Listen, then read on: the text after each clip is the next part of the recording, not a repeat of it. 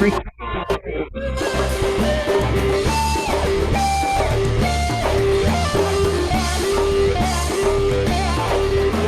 Nagbabangon na mga babaylan sa mga bukid at batuan. Kinikiti ang sumpa ng nakaraan. Nagbabangon na mga babaylan.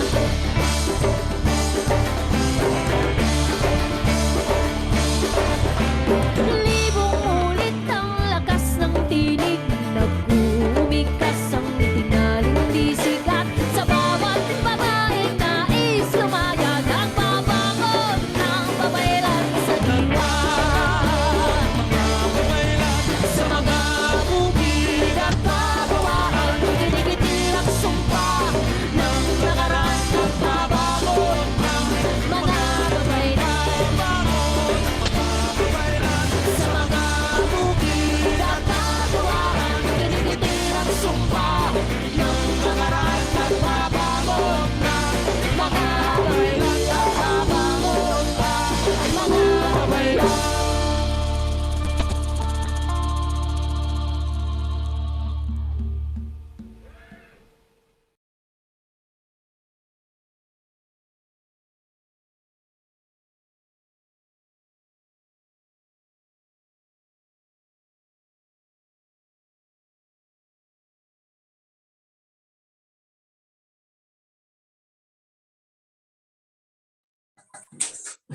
Magtutulungan sila sa limang laro at mag-iipon ng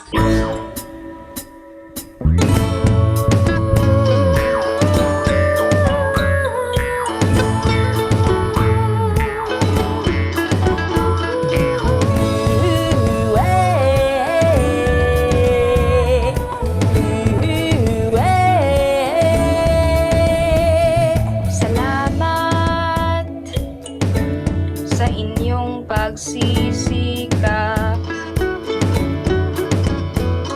Salamat sa inyong paglakbay, malayo man ang daan. Ang pagod ninyo ay di matatawaran.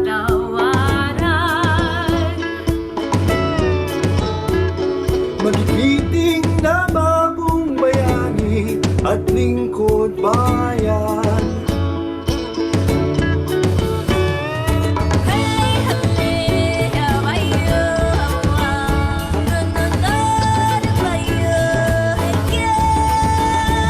Sa pagkakaisa ay may liwanag.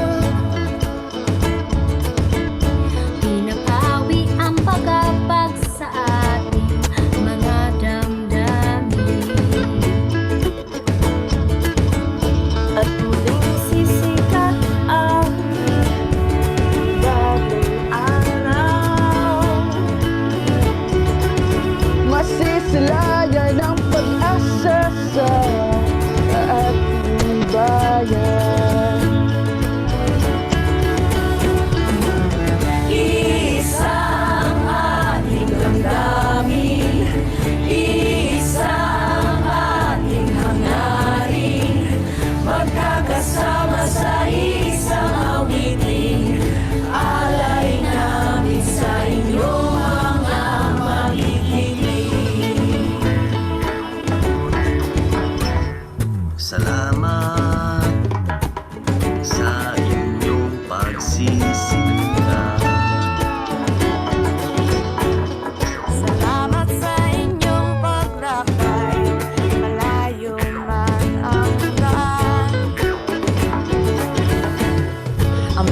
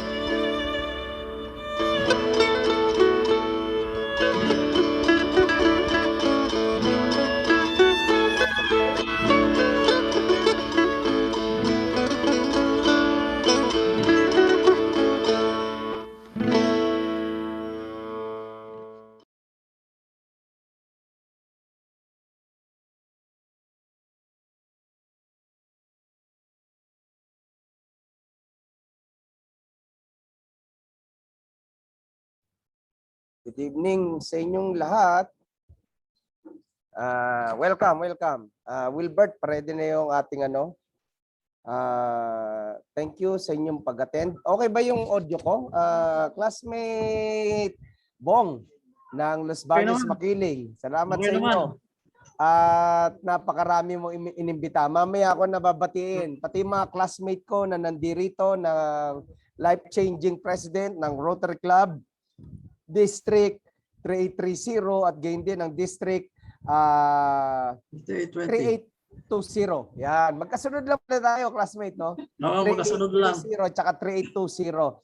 So, ngayon po ay papasimula tayo dahil may schedule pa ang ating speaker. Pero mamaya sa question and answer, aabot din siya habang siya ay nasa sasakyan. Dahil siya ay nasa Amerika, mamaya papakilala ko siya at yung question and answer, sabi niya, aabot siya, nasa sasakyan siya. Pwede siyang sumagot habang nagbabiyahe siya ng 1.5 oras ang biyahe niya. Nasa Amerika po siya sa Seattle. Ngayon, Wilbert, paki-start na. Kung wala pa si Arlene, si Ma'am Arlene Miraflor, andyan na po ba? Okay, so kung wala pa si Ma'am Arlene, tayo po ay magpapasimula sa panalangin at national anthem. Thank you.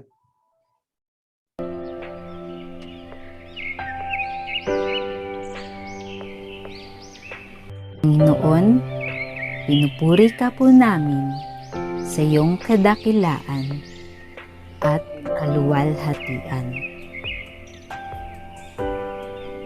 Nagpapasalamat po kami sa lahat ng biyayang pinagkakaloob niyo sa amin sa araw-araw. Sa inyong patuloy na paggabay sa amin sa paglayo sa hindi maganda, sakit at sakuna. Patawarin niyo po kami, Ama, sa lahat ng aming nagagawang kasalanan. Naway, gabayan niyo po kami na hindi na namin ito ulitin pa. Gabayan niyo rin po kami sa araw na ito. Naway, magkaroon kami ng bukas na puso at karunungan upang maintindihan ang anumang tatalakayin sa seminar na ito. Bigyan niyo po kami, Ama, ng malakas na pangangatawan, malusog na pag-iisip, at maayos na damdamin upang malagpasan ang mga hamon ng pandemyang ito. Hinihiling namin ang lahat ng ito sa ngalan ng iyong anak na si Jesus. Amen.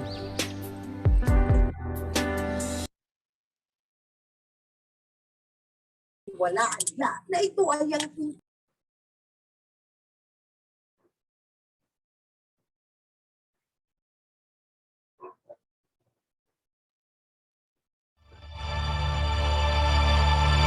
Mga kababayan, ang pambansang awit ng Pilipinas.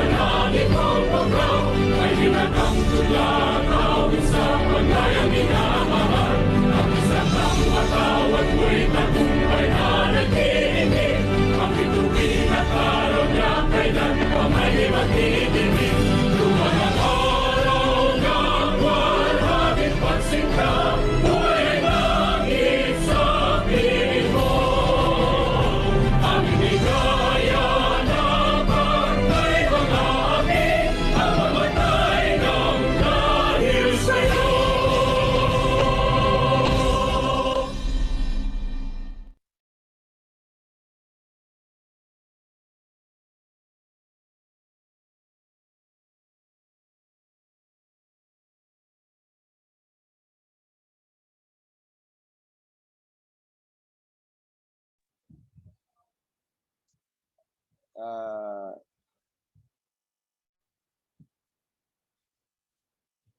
ah, ngayon pong gabi ay meron po tayong panauhin. Ngunit bago ko po siya ipakilala, ay gusto ko munang i-remind sa atin, salamat sa, tayo po ngayon ay nasa 116 na nagsidalo. So, next Saturday, tayo po ay meron ding speaker na galing sa University of the Philippines, Los Baños.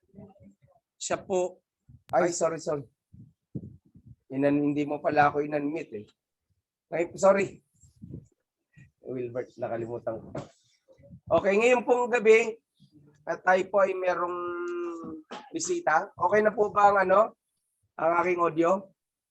Yes po sir, okay na po. Okay, salamat. Next Saturday, ang ating bisita ay isang Rotarian.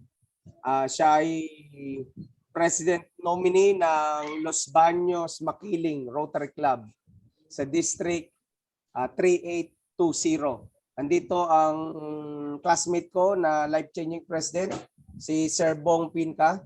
Hindi ko alam kung nandito yung iba naming mga kasama, no? Na LCP. At andyan din po ba si AG Banji? AG Banji. Sorry po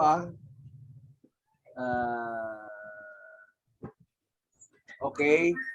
So, ang isang good news at bad news,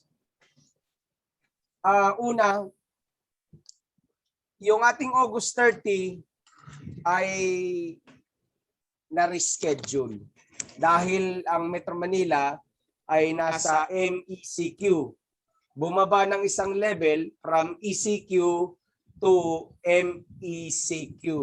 Pero bawal pa rin ang mga gathering, mga conference hanggang August 31. Ang susunod po, pagpasok ng September 1, ay GCQ. Depende pa rin ulit pag nagka-problema sa pagtaas ng cases dito sa NCR, Metro Manila. Kaya nga pati ang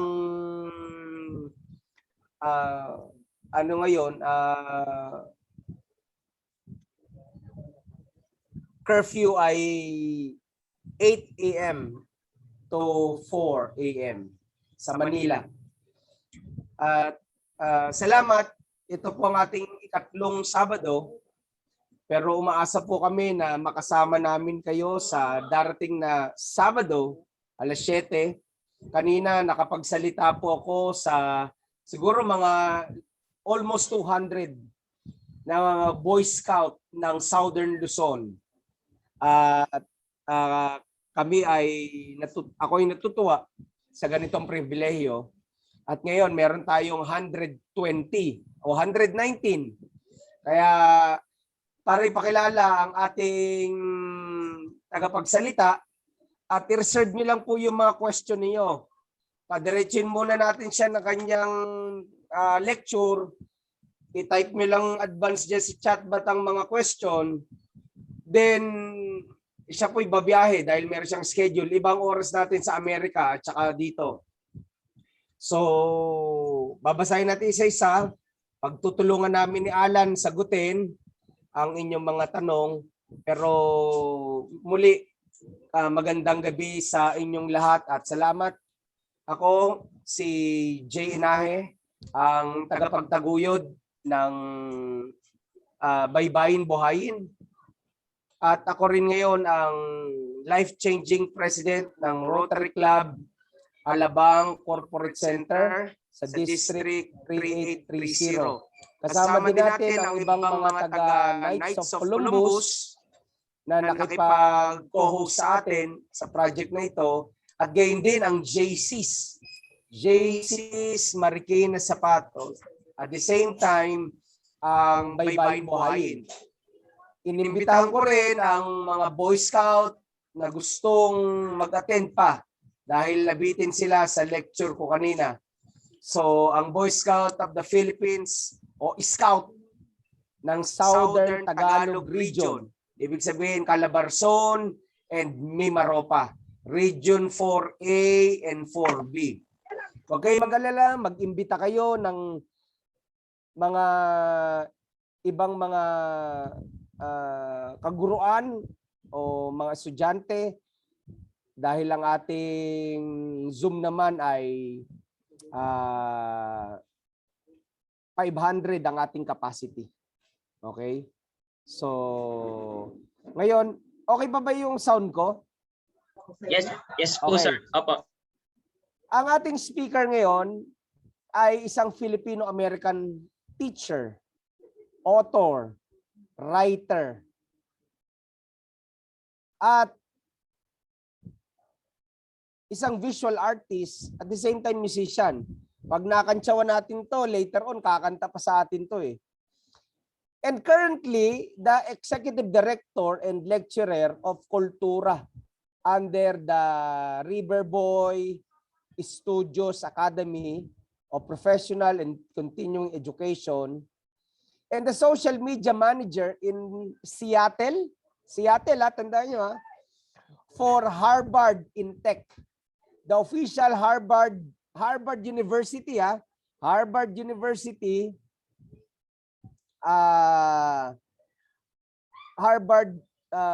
University Alumni Group for Technology. So kasi Harvard alumni siya sa kanyang masteral. Born and raised during his childhood in a riverside home in Masidem, a village in Bani, Pangasinan. Taga Pangasinan po ito eh. Kamba grew up in the richness of Filipino culture in simple way of living. During the summer as a child, he enjoyed being at the river racing tiny sailboat made of used flip-flops, plastic bags, and fishball sticks. Kaya nga ang kanyang name sa kanyang messenger tsaka FB, River Boy. For children in the province, fun did not end with the summer because during the rainy season, they spent countless time catching tadpoles or simply playing in the rain. Ang kanyang mga educational credential as of today, siya po ay nagtapos ng Masters of Liberal Arts in Extension Studies degree in Anthropology and Archaeology, Harvard University, USA, 2021. Kagagraduate lang po niya. Although nung siya rin po ay nagtapos ng Bachelor of Arts in Interdisciplinary Arts and Sciences sa University of Washington, Tacoma noong 2015. At I have a privilege to be part of his thesis. Pinaunlakan ako ni Alan at na-invite niya ako to be part of his consultant, advisor sa kanyang thesis at kauna-unahang thesis sa Harvard University. You can check his thesis on baybayin, itong lecture niya ngayon, sa archive ng library ng Harvard University. At pag nakita nyo ang acknowledgement doon, makikita nyo yung unang-unang pangalan na pinasalamatan ni Alan. Siyempre, to God be the glory. Pero doon sa mga nakatulong sa kanya, ako'y natutuwa nung sinend niya sa akin yung link ng Harvard University archive ng kanyang thesis, approved and he graduated. So, salamat Alan, and ibibigay ko na sa iyo ang mikropono, ang take it away, at alam ko meron ka pang schedule.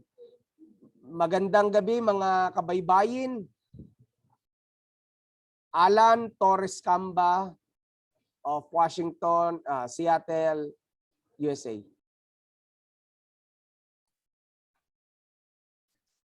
Hello po, magandang gabi po dyan, ano po, kuya.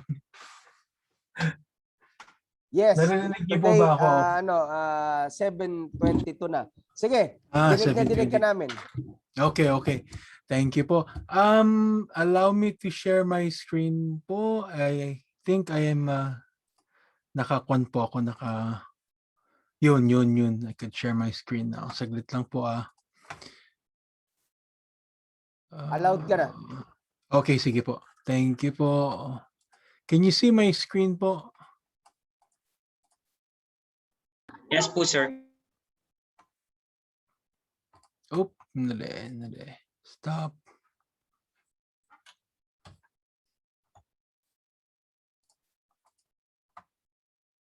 Okay, there we go. Para mas malaking screen. Can you see the whole screen po from Opo. yung buong screen po? Hindi yung kalahati lang. Yes, yes. Yan. Thank you po. Thank you at maligayang buwan ng wika. Maraming salamat po, Rotary Club of Alabang Corporate Center. May Bayan Buhayin. Kuyang Jay, thank you po. Maraming salamat. And also to my Harvard colleagues who had a big part in the creation of this specific lecture. Itong mismong lecture na ito. Dahil sila po, they also had a say on what I put in this lecture dahil most of them also I had consulted with this project that I've had and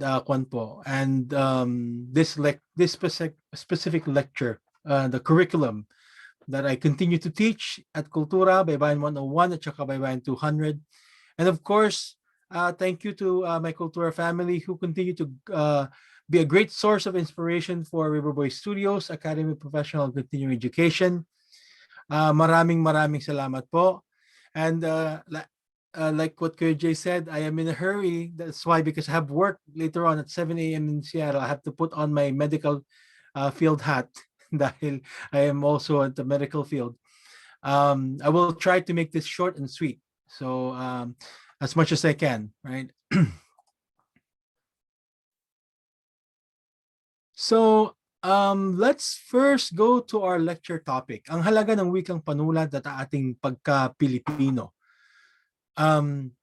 This lecture is guided by the same spirit as inspiration that guided the theme of this year's Buwan ng Wikang Pambansa, Filipino at mga wikang katutubo sa dekolonisasyon ng pag-iisip ng mga Pilipino.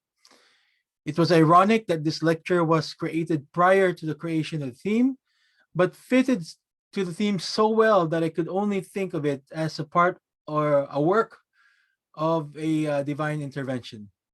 Disclaimer, as early as now, I want to apologize on my usage of both English and Tagalog as a medium of my delivery of this lecture for a couple of reasons. One is because L1 ko po, L1, my first, yung unang lingwahe ko is Ilocano. So unless gusto po ninyong magturo ako ng Ilocano, sa Ilocano nga, mabaling ko mga isuro ti Ilocano, yung itong lektura, pero I don't think most of us would understand.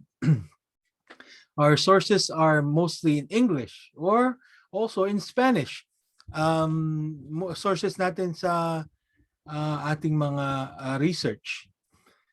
So if you can convince the Department of Education and the CHED to have all of our history books written in Tagalog, then maybe we can deliver our lectures in Tagalog someday, in pure Tagalog. But the problem might even be bigger than the usage of Filipino and Filipino in this theme. Yung F at saka P, yung Filipino at mga wikang katutubo ng dekolonisasyon ng pag-iisip ng Pilipino, right? Because we use F. When do we use F po? When we refer to the language, and P for the people, right? Why is it different in the first place? Right? Parang ginagamit natin ito na walang katiyakan. In English, you use Filipino, right? For the people and for the language. Para siguro itong sa pag-iisip natin mga Pilipino na maraming gustong maging Amerikano, Espanyol, Koreano, Hapon, etc. Anyways, This will also be talked about a little bit towards the end of this lecture. But this lecture outline, bakit mahalaga ang pagkakakilanlan, ang problema ng kasalukuyan. This is what we will be talking about in this lecture. At ang ating sulat bilang simbolo ng pagkakakilanlan, ang kapangyarihan ng simbolo, baybayin noon, ngayon at sa hinaharap. And hopefully we will have a little bit of a sulawikain, what we call in kultura sulawikain, yung sulat wikain, which is a baybayin workshop.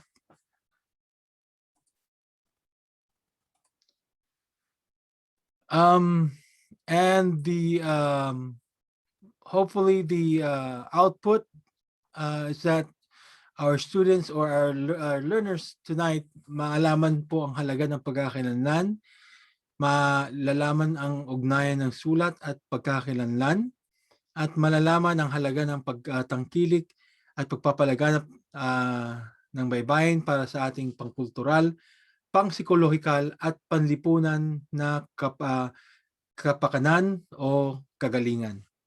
At yun nga ay sabi ni Kuya Jay kanina, he mentioned that I will be talking about my research.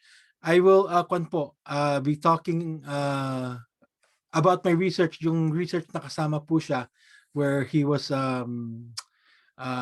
part of those I've interviewed in this in my research. Yung result po nun, partly, pero most of these lectures po are taken from my lecture po, or my course that I'm teaching online, which is called Baybayin 200.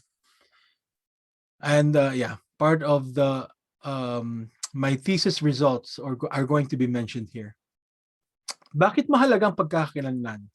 Right? Bakit ang mahalaga ang pagkakakilanlan natin?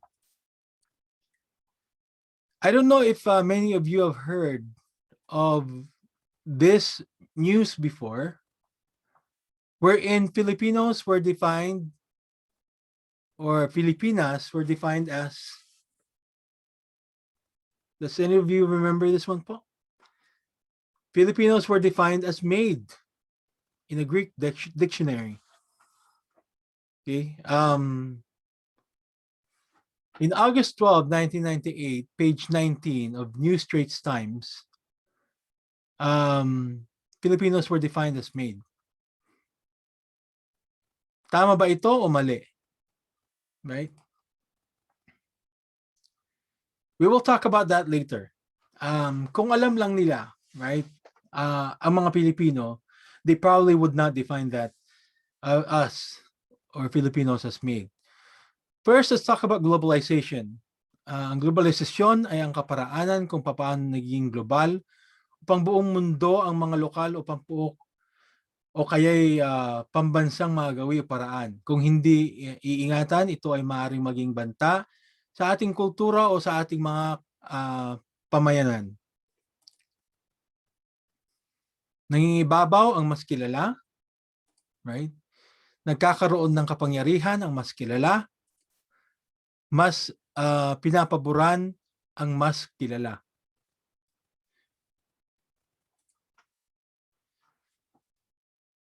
Ang problema ngayon, kilala ba natin ang ating sarili bilang mga Pilipino? Kung mas marami ang hindi nila alam sa atin, mas malala ang diskriminasyon, panlalait, pangalipusta. Kung mas marami ang alam nila sa atin, mas nawawala ang diskriminasyon, panlalait, pangalipusta.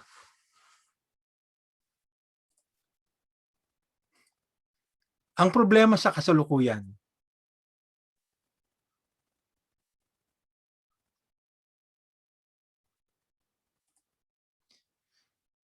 this unclear cultural identity and the lack of self-esteem are indeed prevalent among many Filipinos. This is as beautifully portrayed by Alex Tizon in his book, Big Little Man, his memoir. This is his memoir po, personal biography.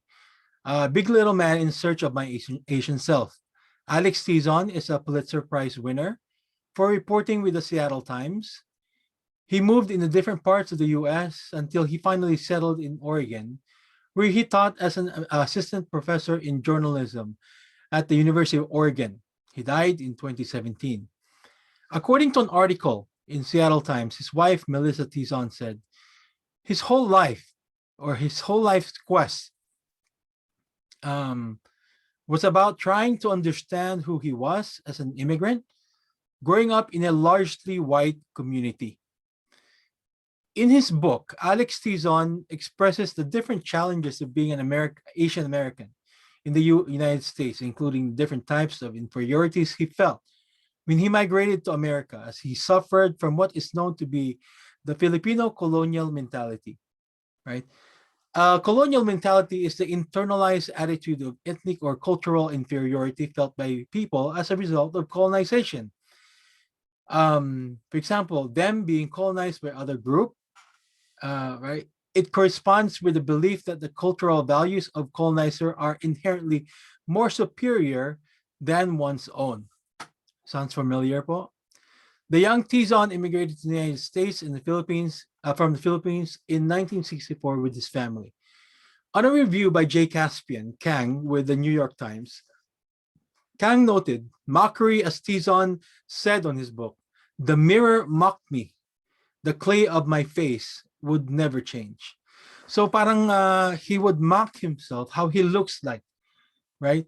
His face being brown, right? His nose being flat, okay? His color of his skin, yun nga, being brown.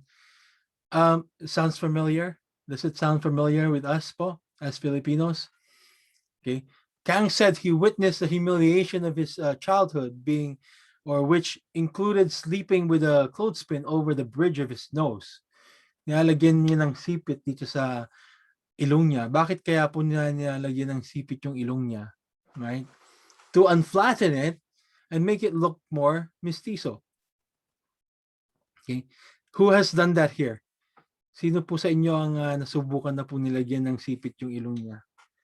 Siguro none of us have, no? Nobody would raise their hands. Okay.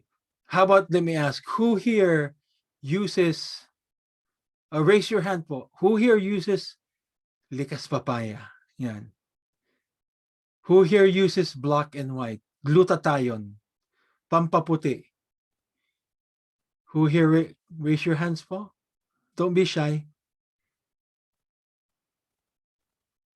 Yeah. Who here has a colonial mentality? Nobody would raise their hand siguro. Yeah. But yeah, I mean, if you use likas papaya, pampaputi, all of that po, that's a sign of us having that colonial mentality, right? Us wanting to look more mestizo or wanting to look more white. Alex Tizon is a kind of represents every Filipino, migrant or not. Such mentality is still prevalent among the Pinoy psyche as a result of a seriously threatened cultural identity due to an imposed culture. We may slowly be losing our different cultural identities. Resilience, matapang, mabait, right? Matulungin, having that family-oriented attitude, being friendly, having to eat adobo, right? Of course, this right here, we still eat adobo. We still eat, I don't know if many of you still eat pinakbet, right? But sooner or later, if our children are going to be so much more influenced with the Western or the more prevalent culture, mamaya sasabihin sa inyo, what's dinengdeng, mom? Diba? Ano yung, what's bagoong? Okay. Later on, they're not gonna know what that is.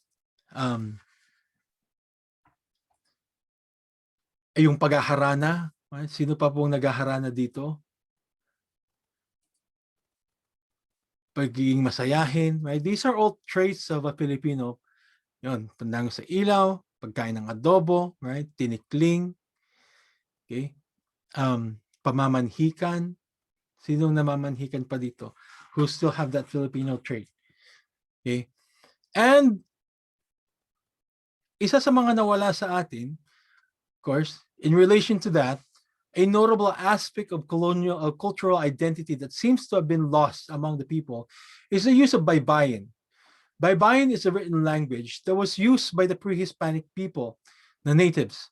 But as the Spaniards colonized the Philippines, the written language of the natives were slowly replaced by the Latin alphabet or was Romanized, representing the spoken words.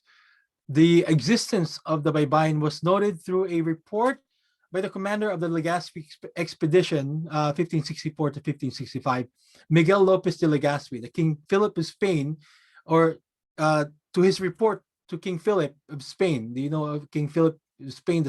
King Philip II po is where the name Philippines were taken, right? In addition to that, a Spanish lawyer, historian, and a high-ranking colonial officer, Antonio de Morga, who was also in the Philippines, noted that in his book, Sucesos de las Islas Filipinas, how the natives read and write well with their language. Okay. So with globalization, or the process of which businesses or the organization develop international influence or start operating in an international scale, in today's increasing technological advancement, right? Migration, globalization, socialization with social media, one can't help but imagine the great threat these are to many cultures or cultural identities as dominant cultures, like, for example, the US culture, become the reference culture due to social and or economic reasons. The significance of the minority cultures and their identities become compromised, causing negative effects to the social and psychological well-being among the minorities. Nakakalungkot dyan. I know there are good cultures din ng mga nasa US, right? But how about if our children become so influenced of the US culture that they become detached with our own culture as Filipinos? Okay, so for example of that is that when our children become so attached to the American culture, wherein yung mga magulang nila, which is what happens here in the US, yung mga magulang ay dinadala na sa sa mga nursing home, right? Tapos mabibigla na lang tayo, yung mga anak natin dinadala tayo sa nursing home. Why? Because they are so inclined to the American culture that they think that's okay. Okay, but for us, with our Filipino culture, habit being family oriented, that is not something that is normal. But here in the US, that is something that is very normal. Why? Because ganun din pong ginagawa ng mga magulang sa mga anak when they were young. They were young, the children were left in daycare, right? While parents go to work. So in the case of the parents are also left in a nursing home, okay, while the children work.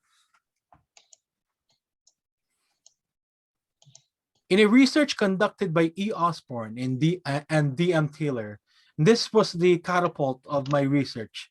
They argue the importance of cultural identity as the available reference group or a comparative mechanism for an individual to build his or her personal identity and experience positive self-esteem and well-being. In social context, this research is also supported by the research done in 2013 by Basu, which, and I will give you the references po later on sa panghuli ng ating lectura. I'll give you the bibliography. The research of Basu, which states that group identity and sense of integration into society can be used as one's productivity and capability. So, yung pagkakaroon ng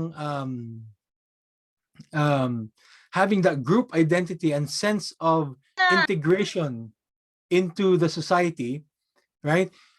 It becomes, many people become more productive in their work. Okay. Many people become productive in their work, and that is true because totoo nga, I mean, even I don't know if many of you here or any of you are here in the US. I think there's somebody's microphone is not muted.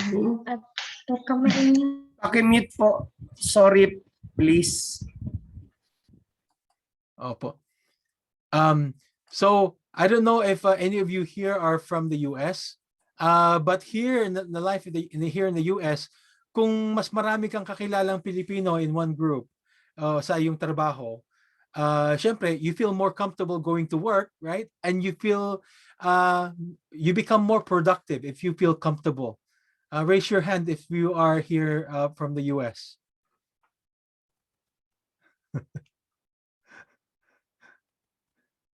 Anybody from the US here?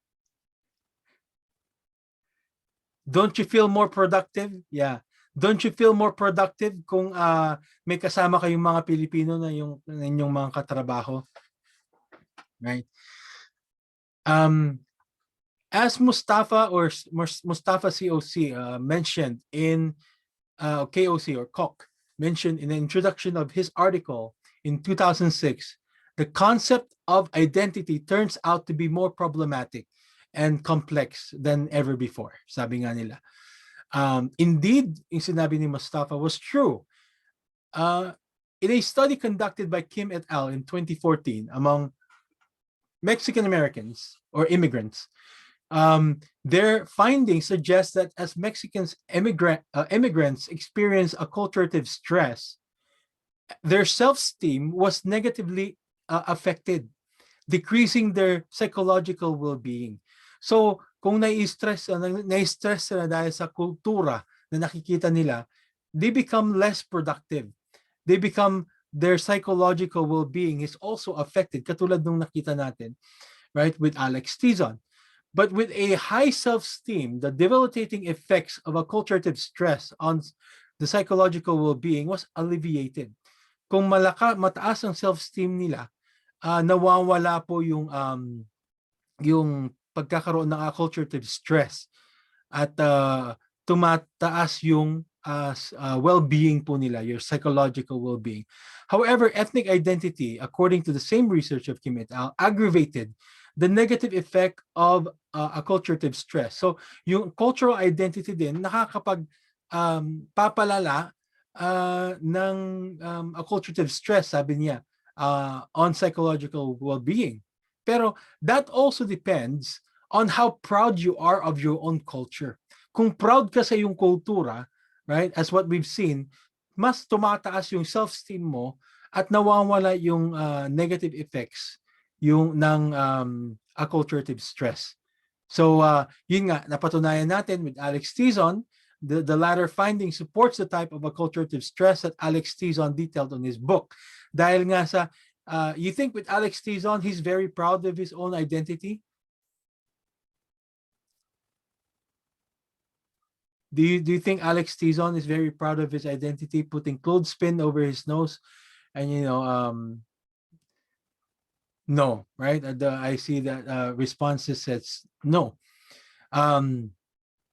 So this latter finding supports that kind of acculturative stress with as Alex Tizon detailed in his book, Big Little Man, In Search of My Asian Self, as he talked about his inferiorities and how he tries to conform to the dominating American culture by trying to look more mestizo or whiter, right?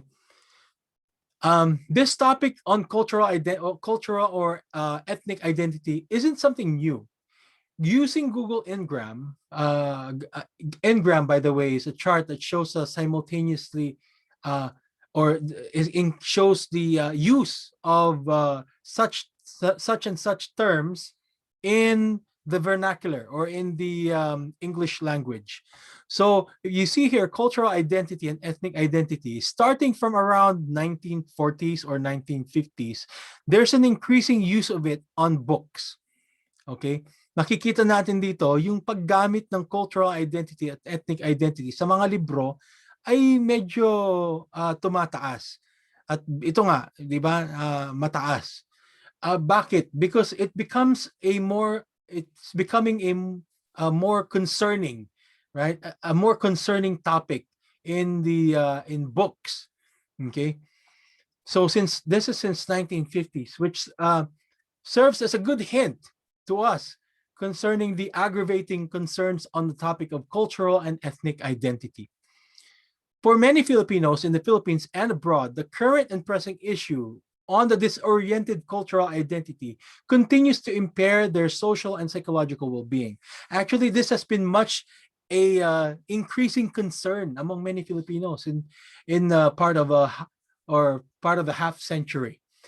The book Asian Americans Reconceptualizing Culture, History, and Politics, edited by Franklin Nunn in 2002, noted Filipino Americans are gaining much interest in trying to understand their Filipino culture, possibly to seek a clearer cultural identity in the midst of diversity in America, especially under the white complexioned, sharp-nosed, towering tall Americanos.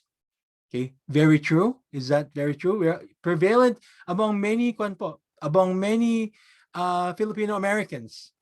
Okay, because we are more exposed to a different culture here in the US, and the more you are exposed to a different culture, the more you try to prove your own identity as Filipino. Of course, the more you look for that Filipino identity that you would miss, especially if you grew up in the Philippines. How important is it for one to have a clear cultural identity? Gaano ba kahalaga? Right? Gaano ba kahalaga itong pagkakaroon ng clear cultural identity? A recent study suggests that having clear cultural identity, hold on a second, I just having a clear cultural identity is important for one's personal identity, self-esteem, and well-being. That's according to E. Osborne and D.M. Taylor. Yun nga, yung unang keynote ko sa inyo na that catapulted my inspired me to do this research. On top of that, your unavoidable relationship with the people from your nation, community, and even your family. You want to have a clearer cultural identity, okay? To not separate yourself from your community, from your family, right? From your nation. And the most recent study, and this is the study that partial result of the study that I did, okay, for Harvard. And this, tama si Kuyang Jay, that this is the first research on baybayin that was done by Harvard on behalf of Harvard also. A recent study, which is this one that I did, suggests that baybayin, or the Philippine writing systems in general, provides one, a cultural national visual identity or symbol to the Filipino people. Okay. Two, a unifying factor. Okay. Ng pagkakaroon ng pagkakaisa that offers a sense of communal pride, belongingness, and social connection among various communities of Filipinos in the Philippines and abroad. And three, a sort of emotional expression and psychological upliftment to the people.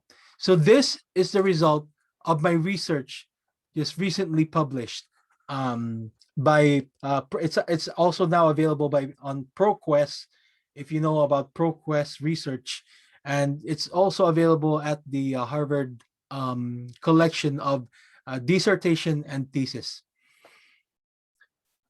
So what do you think is the current status of our cultural identity? Sa inyo po, I'm gonna ask feedback from you. What do you think is the current status of our own cultural identity? Are we now proud of our flat nose? Are we now proud of our short stature? Right? Are we now proud of our kayumangi skin color? Right? Are we truly proud of speaking our own language, even those other ethno-linguistic groups? Are we now proud, right, of our being Filipino? Or rather, siguro I would ask, are we truly proud of our being Filipino, right? Siguro many of you are very proud, right? You can say that you are very proud, right, of your being Filipino. But if you long as when you go to siguro kayo dahil of course many of you are very proud of your identity, the fact that you're here, you're studying baybayin, right? You're trying to attach yourself to our roots, our identity, right? But if you go to Mercury Drugs and you see the likas papaya and the what do you call this, the whitening soaps and the what do you call this, glutathione products there, that's very halos yung buong aisle ay yun ang laman, right? Can we truly say that collectively us being Filipinos are proud of our being Filipino, or are proud of our own color as Filipinos?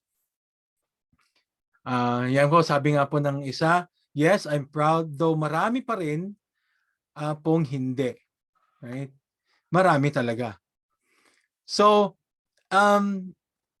ang ating sulat bilang simbolo ng pagkakakilanlan. So this is now relating more into the written language, okay? Being a symbol of our own identity as Filipinos, okay? So let me ask you, for example, kung kayo ay kakain sa labas, for example, you went to this place or you went to a place that you do not know, okay? You are a stranger there, and you suddenly saw these two symbols. Where would you eat? Okay, can I see a comment po in the chat box? Or you can unmute your mic if you want. Okay, I see Jollibee, I see Jollibee, I see Jollibee, I see Jollibee, I see Jollibee. Okay, okay, let me ask now, why would you choose Jollibee po? Langhap sarap, sabi. Why would you choose Jollibee? And first, how did you know it's Jollibee? Kasi bida ang saya. Bida ang saya daw. Masarap maging Pinoy at hospitable po tayo. Yeah. Kasi pamilyar, yun. Kasi pamilyar po ito sa ating mga Pilipino. Yes, okay. Jollibee dahil yan ang kilala po at pagkakakilanlan ng Pinoy. Yes. Nakasanayan na po, tas po kilala yung isa. Yes. Hindi po kilala yung isa. Okay. I am proud of being Filipino, but yes, admitted na I choose to eat sometimes in Jollibee. Nakasanayan mula sa pagkabata. See, ang nakikita ko pong answer, most of you, are Jollibee because yun ang nakasanayan natin, right? Mas kilala natin. And the fact, sabi ko nga, how did you even know that this is Jollibee? Paano po ninyo ito nakilala na ito Jollibee?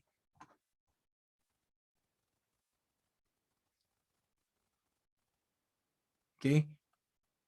Alam nating ito ay mula sa ating bansa, yes. Dahil sa simbolo, right? Dahil sa logo, right? Dahil sa simbolo, logo. See? Yes, right? Because of the symbol, because of the logo, the symbol, let's focus on that. Because of the symbol, we were attracted to eat in Jollibee because we know, mas kilala natin, mas kilala nga, mas langhap sarap, sabi nga ninyo, right? Mas kilala natin. Kasi kung kakain kayo dito, right? Though siguro you think that it might taste good, right? It's Japanese, right? Siguro iisipin nyo meron silang kwan dyan, udon, right? Or sushi. But this is actually the logo of Goku's kanji logo. Okay, from, do you know who's this po? From the Dragon Ball Z, right? So ganun din dito.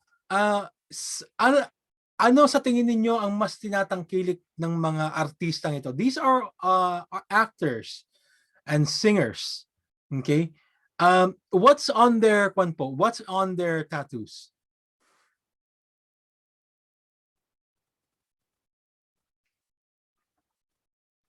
Chinese characters, yes. Kanji, okay. Anything else po that you noticed there? What characters do you see?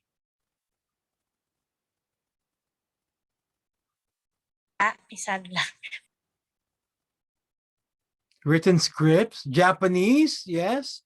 Chinese, Japanese. Okay, I see all these comments. yes, these are Japanese or Chinese. Okay? Sa tingin po ninyo, do they know about Filipino culture more?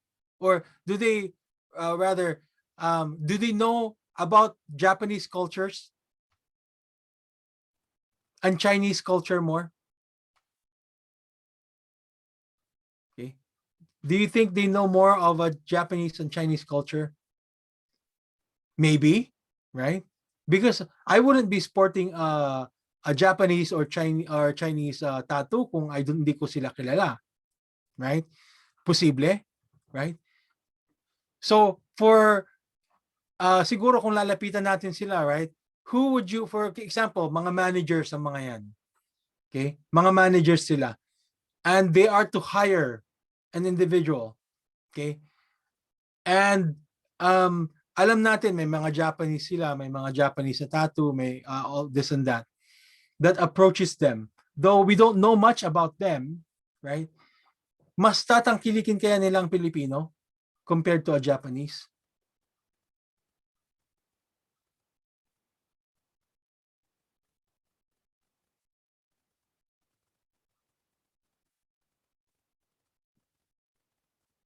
Hindi, right? Honestly, no, right? They will not, right? Why? Because mas kilala nila mga Japanese, right? They know the Japanese culture more. They know the Chinese culture more, right? Obviously, kasi makikita mo na mas tinatangkilik nila yung Japanese. Yeah, hindi sila maglalagay ng permanenteng tattoo sa katawan kung hindi nila alam ang kahulugan. Yes, that's very true. Okay, but and even before finding out the meaning of that tattoo, they will also understand the culture of that group that uses it. Okay, laro pa tayo. Kilala mo ba to? Ito.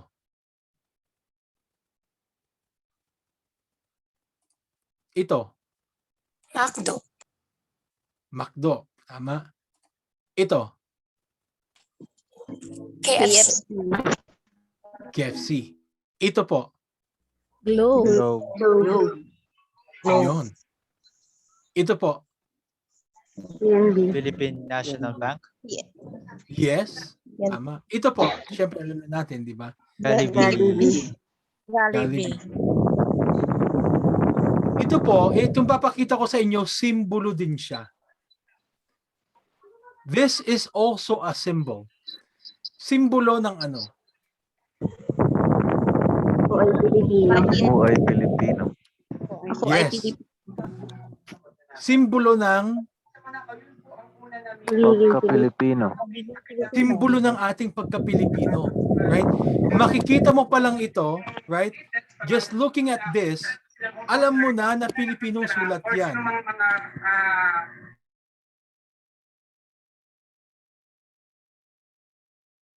Hello sir, wait lang po. Na-mute ko po lahat kasi po marami po naka-unmute. Thank you po. Yes, thank you po. Thank you. So, ito pa lang makikita mo sa simbolo pa lang na ito, alam mo na Pilipino. If you were to eat out, right? At makakita mo ng simbolo na 'yan sa lalo sa mga nakakakilala sa baybayin, right? If you are to eat out, makikita mo pa lang yung simbolo na yan, baka siguro may adobo sila dyan sa restaurant na yan. Or siguro meron silang lumpia, meron silang Shanghai. But you know there's a Filipino person inside that place kung meron silang mga tatak na ganyan. Right? Because again, that's a symbol of ating pagiging Pilipino. Hindi ba kayo saya kung ang sulat pa lang, alam mo ng Pinoy? Right? Ito ano?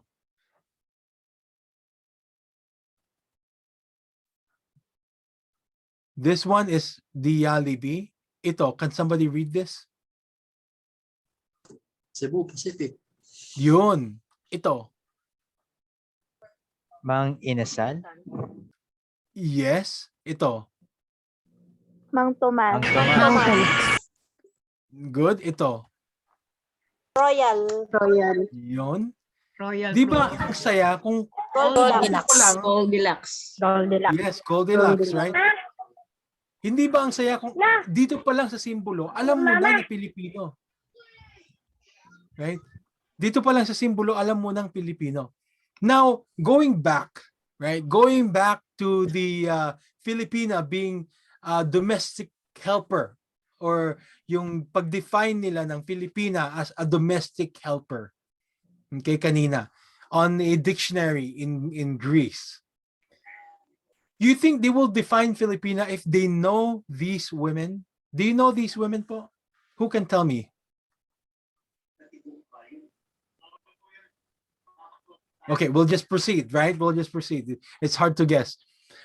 Do you think they will define Filipina as domestic helper? Kung kilala lang nila ang mga Pilipinang ito, kung kilala lang nila si Dr. Fidel Mundo, the first woman to be admitted at Harvard University, who invented, right, the incubator. Okay, you know how important incubator is now.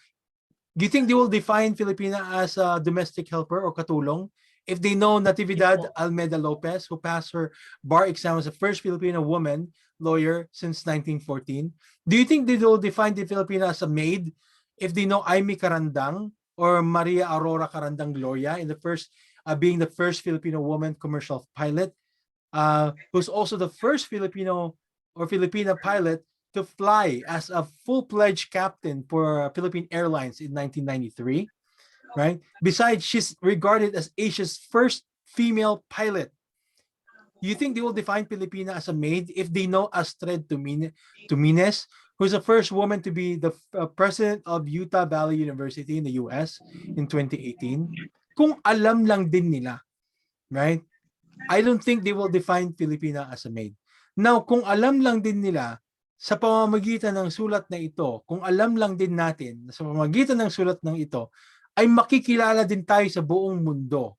Right? Dahil ito nga ay simbolo ng ating pagiging Pilipino, would you not support this writing system? Okay? Would you not appreciate this writing system kung alam lang din natin? Now, with this writing system, they will know more about us as Filipinos. Therefore, they would have lesser discrimination on us as Filipinos. Remember what I mentioned a while ago? The more they know about us, the less discrimination that they would have against us as Filipinos. Okay? In a recent visit that I had at the National Museum of Anthropology, I think this was 2019. Nakasulat ito, or hindi ito nakasulat, but it was on the audio recording sa loob ng baybayin collection po nila.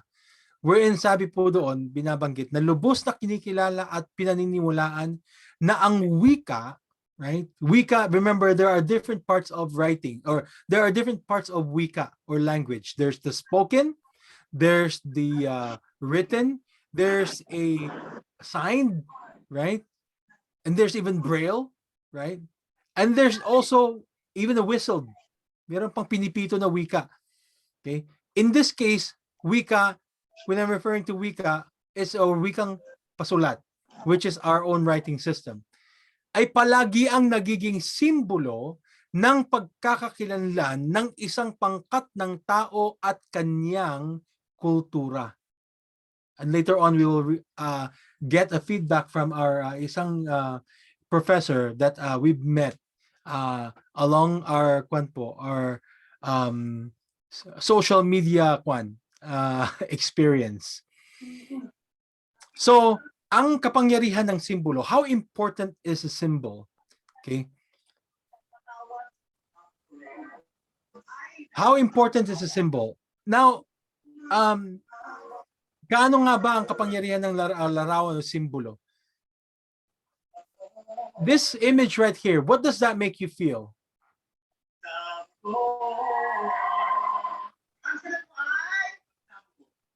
Makes me happy.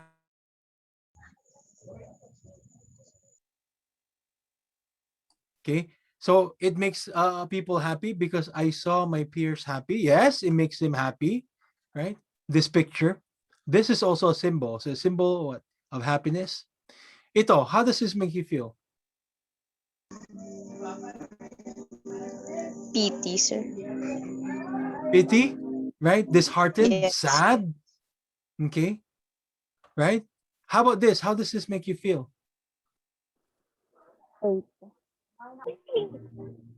Hopeless, sad, right?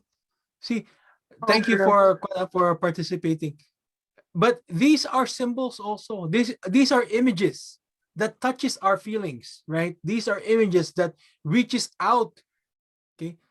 Napakahalaga po ng simbolo dahil ito ay may kinalaman sa ating pagkakakilanlan. Yes. Okay? Right? This one makes you what? Almost want to cry. How about this symbol? What does it make you want to do? Right? It makes you want to think, reflect, like this symbol right here. Okay? Makes you want to reflect. Symbolize on of life. friendship. Yes. Yes. Friendship, and also, you know, how this man right here, if you look at closer, he thinks of cars, vacation, probably house, money, but all the dog wanted was, you know, a companion. Right? A companion. So even images like this can relay so much information to us. Images also can make you do things. Like, for example, express yourself. When somebody sent you a message like this, what does that say? They're happy or sad? They're happy. Right? Happy. How about this? Sad. Sad. Well, what does this make you want to do? This symbol right here. Turn off. Turn off or turn on, right? Yeah. That's the power button, power symbol. Okay, it makes you want to turn off or turn on something. Here is another symbol. I don't know if many of you know this, but let me ask you something. This is a kwan. Anong lingwahe ang nakasulat sa surat na ito?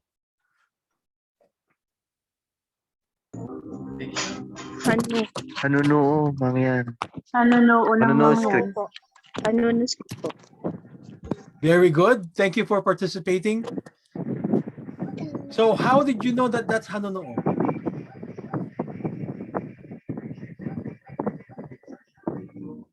Paano po ninyo nalaman na Hanuno po yan? Dahil po sa sulat. Sa symbols po. Research. Sa symbols po. Symbols? What's very particular about these symbols of the Hanuno? The strokes, you know, yan. Sabi, sa strokes po ng sulat.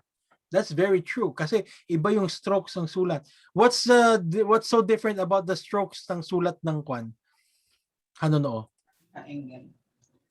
Corner. Sharp, right? Sharp edges. Okay? Pero alam niyo ba ang tanong is, anong lingwahe ang nakasulat sa surat na ito? So, the answer is, it's actually Tagalog. Okay? Kung babasahin yan, ang hindi magmahal sa kaniyang salita, mahigit sa hayop at malansang isda. Okay? But then again, that was, you were able to recognize this writing not because of the language that it writes, but the writing system, right? Nakilala nyo na, sabi nga ninyo, Hanuno yan. Nakilala nyo siya sa kanyang simbolo. Okay? Sa kanyang simbolo. So that's another way to show the power of language. You're able to recognize, right? Certain people, certain group of people, katulad nga ng mga Hanuno, ng mga mangyan, right? You're able to recognize them from the writing system that they have. Kahit hindi man mangyan o hindi man mangyan language ang nakasulat diyan, ang isinusulat niya ay Tagalog, pero with the symbol it is using the what? Hanuno script. Okay? So you were able to recognize that as Hanuno. That's the power of symbol. It can make you know, right? Certain group of people. Ganon din ang baybayin. Right? With just writing system, you know if that's Korean ba yan, Chinese ba yan, Pilipino ba yan, right? So that's the power of symbol. I don't know if you understand what's written on the top. At the top, obviously you know that this is Tagalog or Filipino. Okay, this one is Hanunoo. This one right here is ano? Do you know this? Hoy po.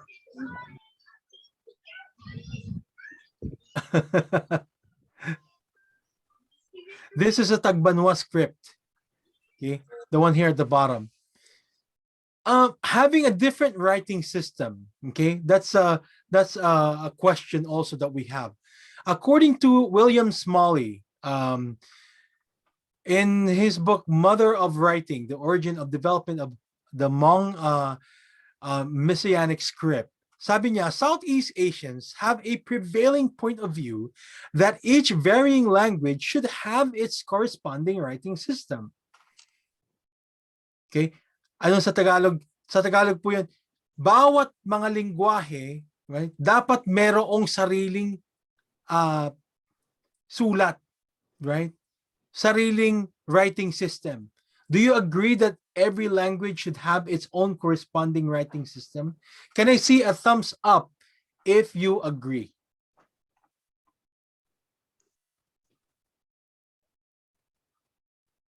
Can I see a thumbs up? Yan, sabi ni Mama Ronalyn Topas, tama. Okay. Do you agree that every language in the Philippines should also have its corresponding?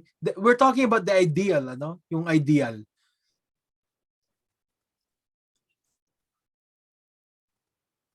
That every language in the Philippines should have its corresponding writing system. I see a thumbs up. I see depende po. Good and not so good. Yes. Mahirap, of course, if you think about it, right? Pero yan, I like this. I like this. Pero hindi naman po magkakaintindihan kapag iba-iba ang sulat ng lingwahe. Eh, nagkakaintindihan ba tayo dahil iba-iba rin ang ating wika? Right? We have our own different language. Naiintindihan ba ninyo kung Kapampangan ang nagsasalita? You understand them anyways? Do you understand them? Hindi rin, di ba? See?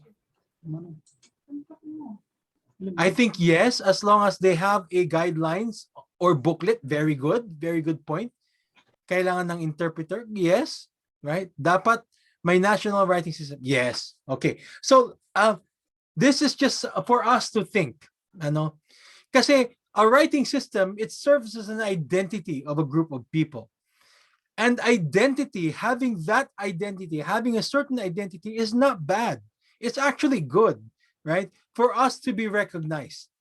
Having that identity gives that group of people or the ethno-linguistic groups their own identity as a people. Okay? So, katulad ng paghahangad natin that we should have our own writing system as Filipinos. I think, well, personally, I believe that every ethno-linguistic groups in the Philippines ideally should have their own writing system. Okay? Right? They should have their own writing system. And, okay, sa ating mga Pilipino naman, there also should be that link kung papaanong meron tayong language na Tagalog o Filipino sa buong kapuluan to connect us all, right? I believe that there should also be a one writing system that should bind us all. Okay? And what is that?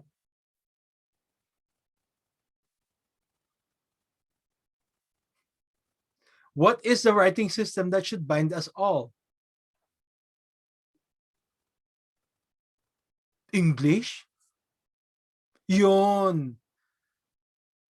Siyempre, right? It should be baybayin. Baybayin should be the writing system that should bind us all as Filipinos. Why? Because baybayin is the representation of our Filipino language or should represent our Filipino language. Baybayin po is the symbol of the Filipino language. Okay, baybayin is should be the one representing our Filipino language, not the Roman alphabet. Okay, it should be baybayin. Okay.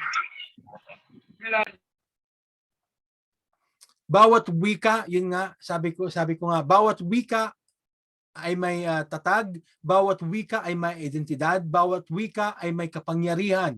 Kapangyarihan na maglarawan ng pagkakakilanlan ng isang pangkat o grupo ng tao at kanilang kultura. Okay? That's how important symbols are.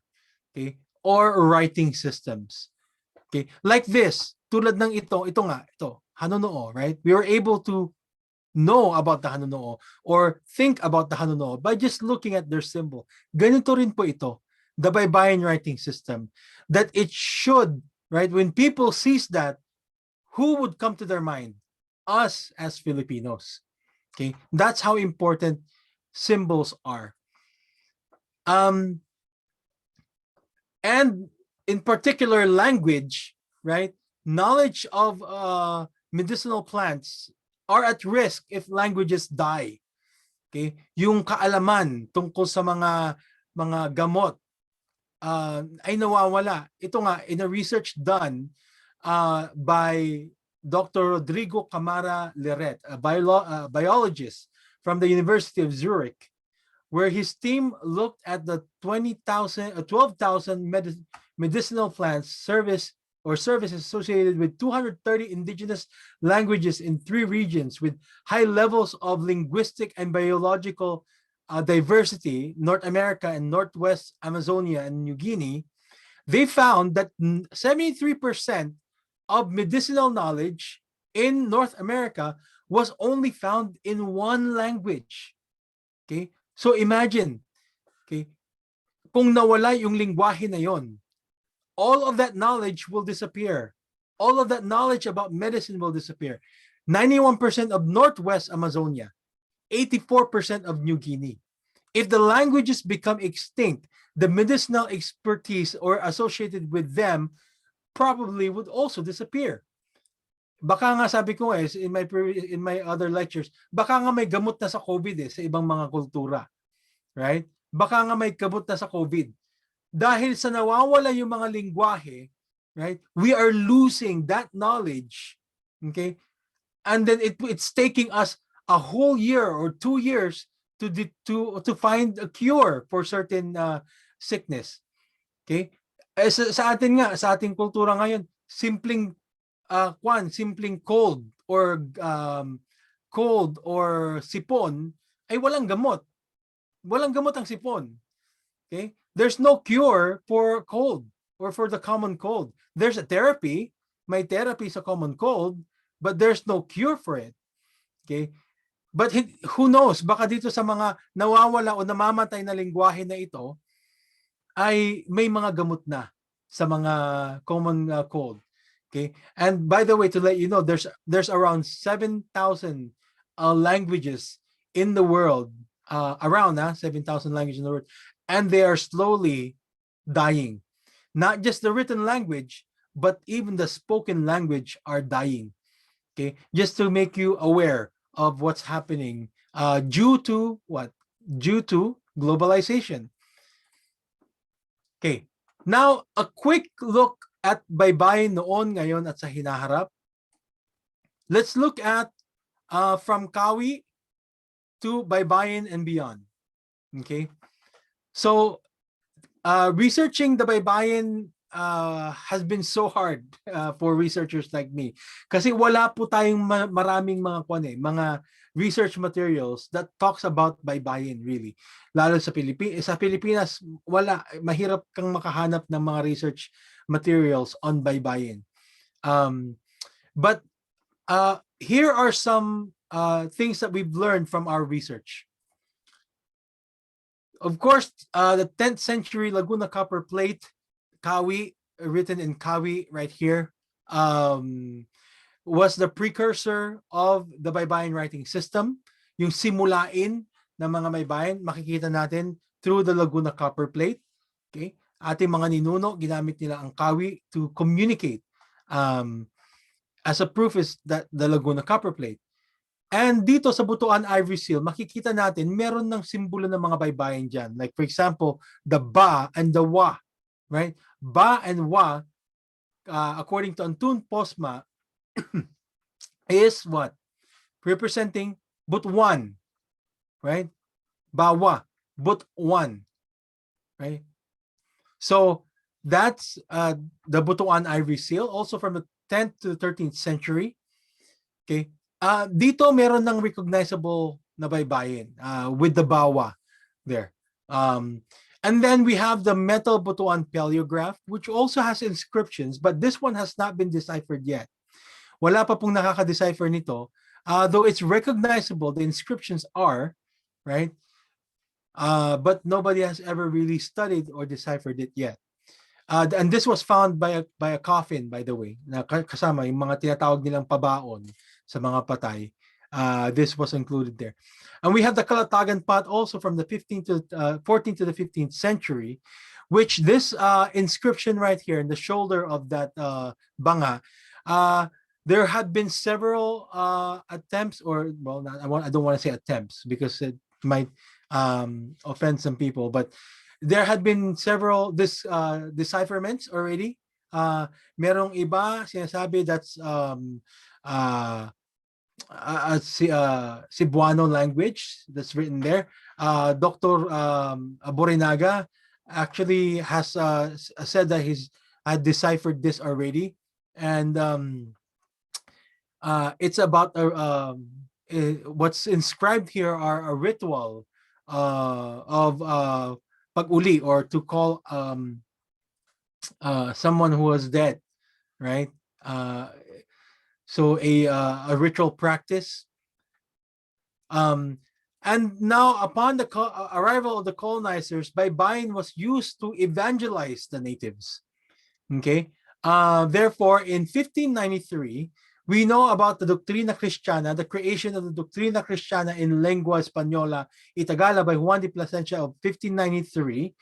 Okay, that's used to evangelize the Filipinos, or the Tagalogs, okay, using the Filipino language, which is Tagalog. This in the Doctrina Cristiana, there's the Spanish, right, written in the Roman alphabet, and the Tagalog language or Filipino language written in baybayin. Okay. And we also have in 1613, with the introduction of paper in the late 16th century, however, some Tagalogs did take into recording land transfer like this, okay, according to Rafael, 1988. And this is found right now in where? In UST, Universidad Santo Tomas. And in 1621, with the expansion of Christianity throughout the ethno-linguistic groups of in the Philippines, yes, this is indeed a deed of sale. We can talk more about this actually, but I don't want to. I just want to introduce to you a short and concise lecture on noon, ngayon, at sa hinaharap ng baybayin. But this is talking about noon. With the expansion of Christianity through the more Ilocano regions, di ba? Throughout the more ethno-linguistic groups, came the creation of the Doctrina Cristiana in la Lengua Española y Ilocana, which is still written in the baybayin, right? But representing what language? Representing the Ilocano language. Okay. This was done by Francisco Lopez in 1621.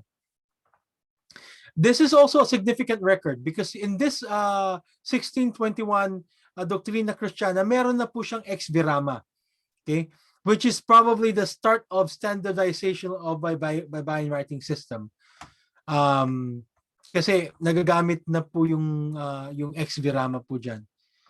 Well, to make it more exciting, let me bring out the Monreal stones, or the Ticao stones found in Masbate. I put the Monreal stones here, okay, and not here somewhere because it's still in question po kung kailan po talaga siya naisulat or kailan po talaga ito.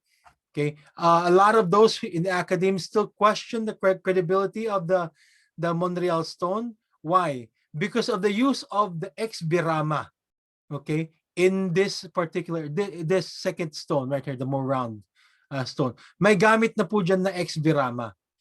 So alam natin na ang ex-birama only existed when? In 1621. So with the ex-birama existing already here, it comes to show that this Tikao stones or Monreal stone was created after the fact that there's already a cross birama, which is in 1621. Okay, so it's either or this one, but that's still in question. Right? It could still be from here, depending on the further studies. Or it could be beyond here. In 1625, further land transfer documents pop out in the early 1600s.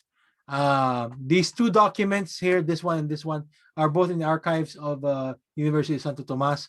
William Henry Scott also noted in 1703 of like poems in 1703 na containing baybayin or the ancient writings of Mindoro. Okay. Somehow it still appears in signatures. Okay, nakikita pa rin siya sa mga signature. Beyond this point, may mga ginagamit pa rin sa mga signatura as sa mga signatures po nila. And we can also see it in artist's work. Like for example, in Juan Luna's own boceto of his design or his design of the Spolarium. Okay, in here it says there Bu-la or Bulan, right? Which Luna is also Bulan. Bulan is Ilocano of Ilocano of the word Bulan. Or it could also be for my own interpretation, it's Buna. This one, it's like a portmanteau of both Bulan and Luna. And the panitik silangan, a publication containing baybayin in 1963. So that's a history of baybayin noon. Okay, but whatever happened to our writing system?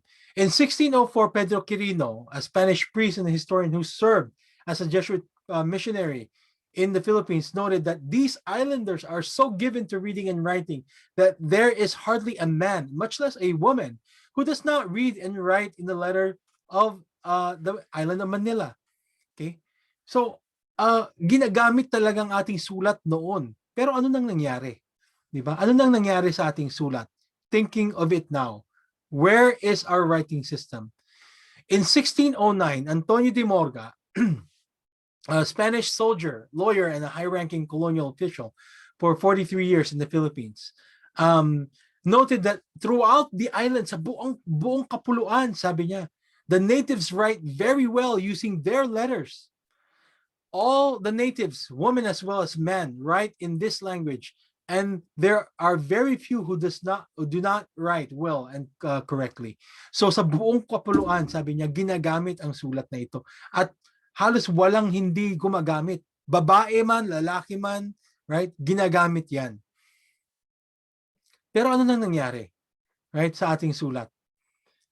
Ngayon, this is the current status of the Hanunuo script. I'll just show you a video po, a quick video of Ate Alpog Iping or Ate Iping Mayot, who is who I've met in Mindoro when I was there doing an ocular visit for my research.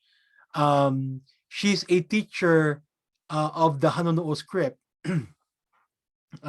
Called the Surat Hanunuo Mangyan, who continues to strive to preserve the script, the Hanunuo script, that many are forgetting. In 1590, it was described in Boxer Codex or Manila manuscript how native people wrote on tablets made of bamboo. And this is probably how we've used it also before.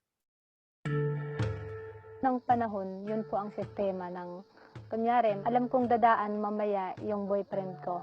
Kapag mayroong punong kawayan dito na buhay, magsulat ako ng konting message. Pag dumaan yung boyfriend ko, pag nabasa niya, alam niya na ako ang may sulat niya. Can you hear the sound po? Walang sound, walang. Yes po, meron po. Meron po, sir, meron po. Okay. Maybe it's not loud enough.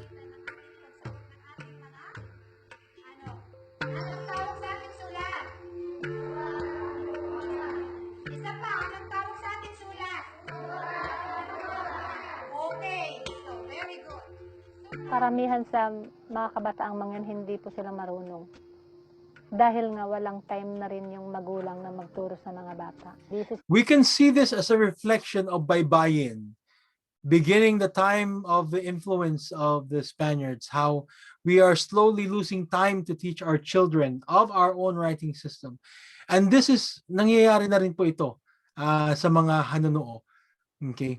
And that's a reflection of how we were. Lagi sa pangangainin, pagkahanap buhay.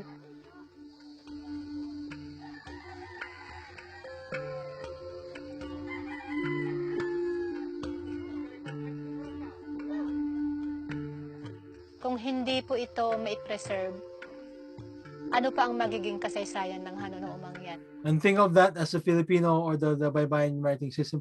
Kung hindi rin po ito ma-preserve, ang baybayin writing system, ano pang kasaysayan natin bilang Pilipino? Paano pa maipakilala sa mga bata na ang hanunuo mangyan ay may ganitong uri ng kultura? Paano pa maipapakilala sa ating mga Pilipino na tayong mga Pilipino ay may ganitong klaseng kultura? Right?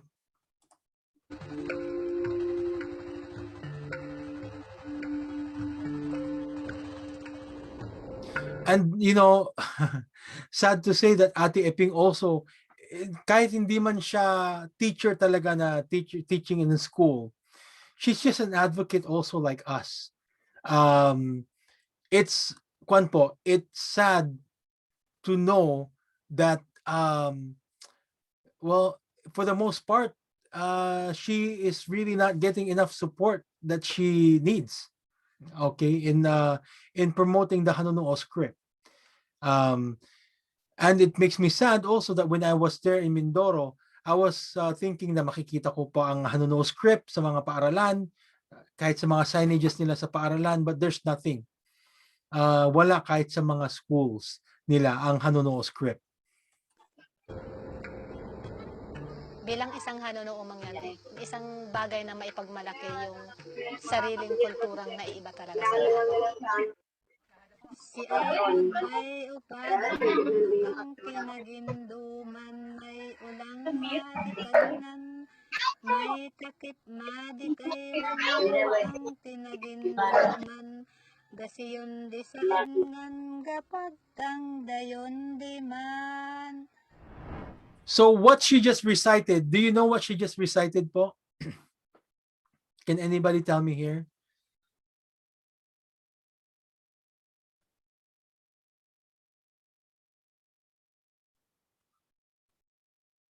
May premyo ba? Pwede ba bigyan ng premyo yung makakapagsalit? Ayan, meron daw. Ambahan. Okay. Ang nakakalungkot po niyan, okay, let me ask you, any of you heard haiku? Have you heard haiku? Yes po. Yan. Can you see opo on the stuff if you have heard of haiku?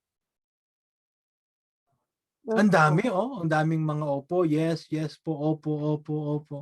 Yes, yes, yes. Opo.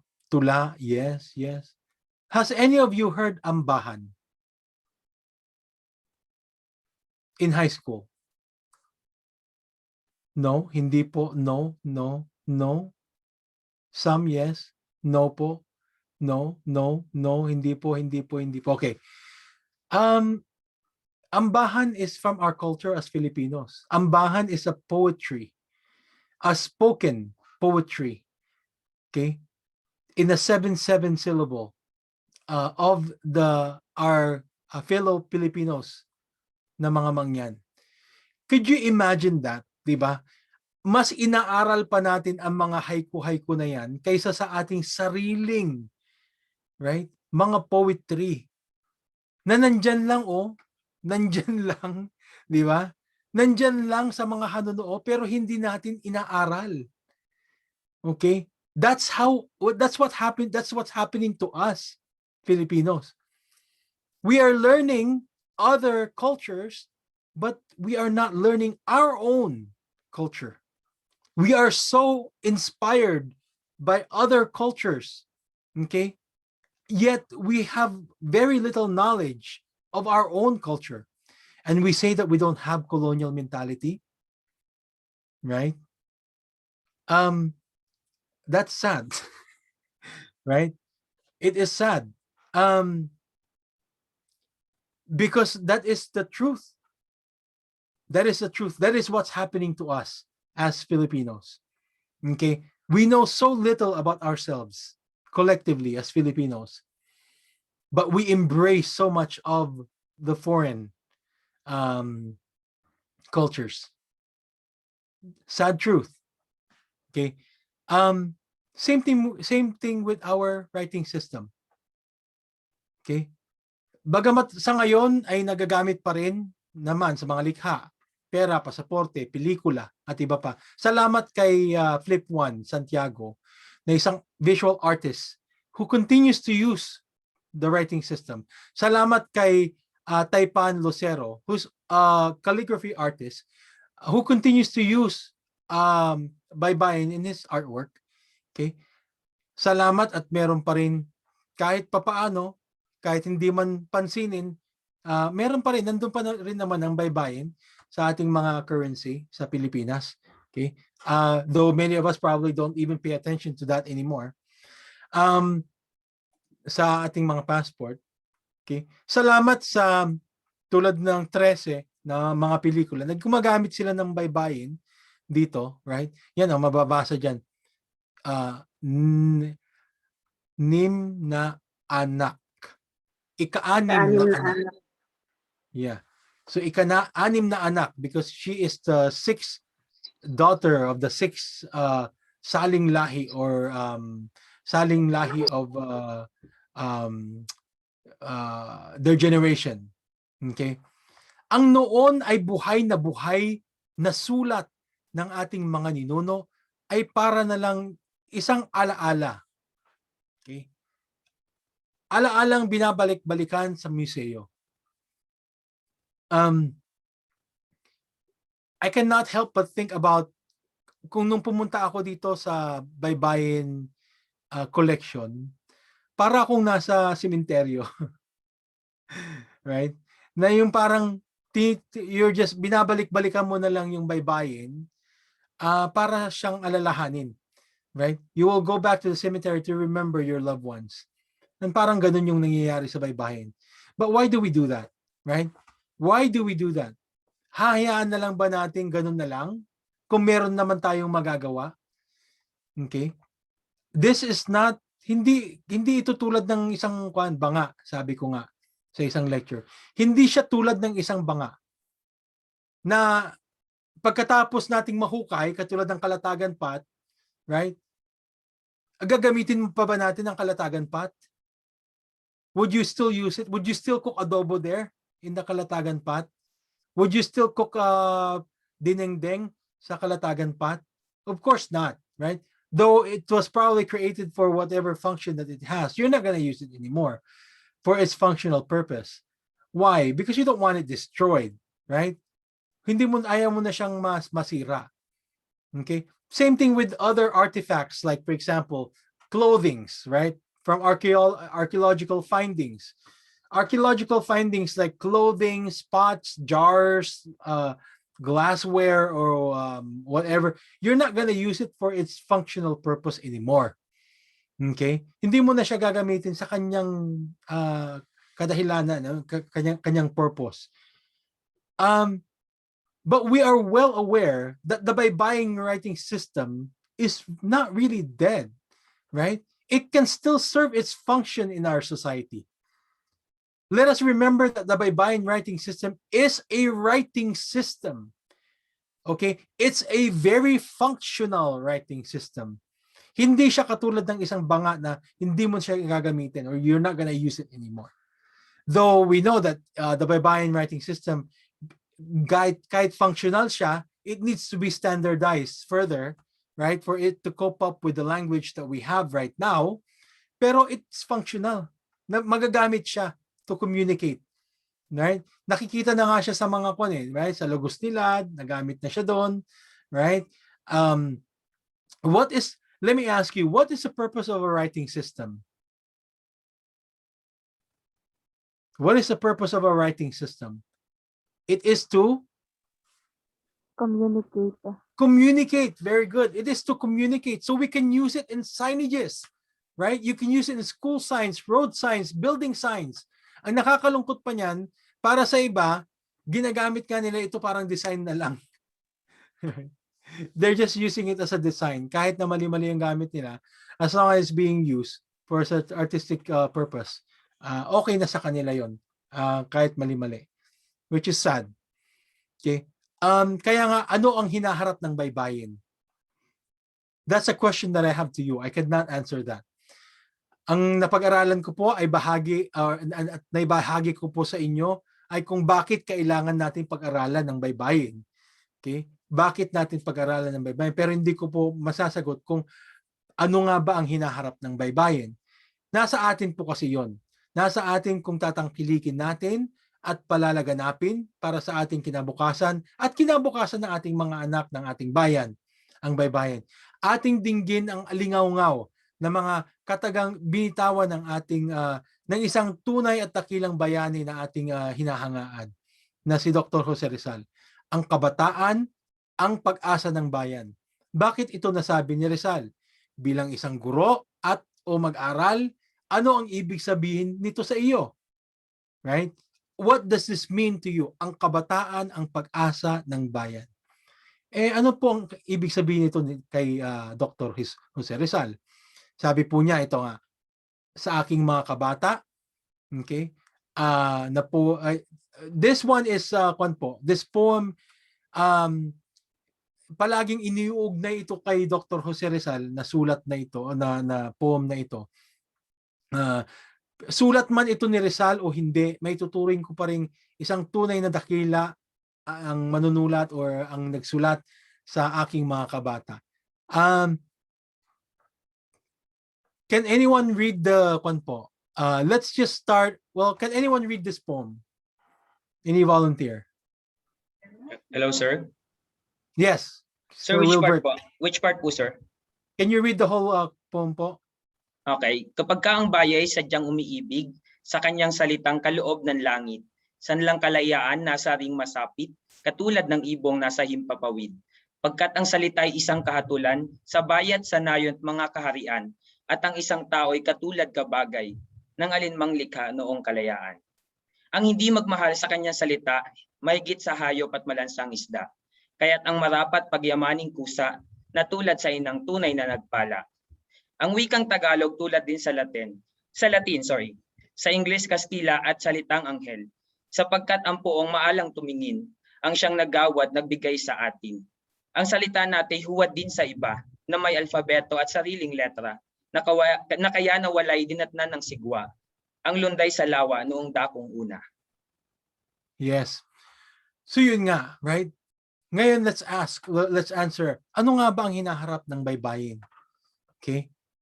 Well, para sa akin, nakasalalay sa atin, di ba? Lalong-lalo na sa mga kabataan.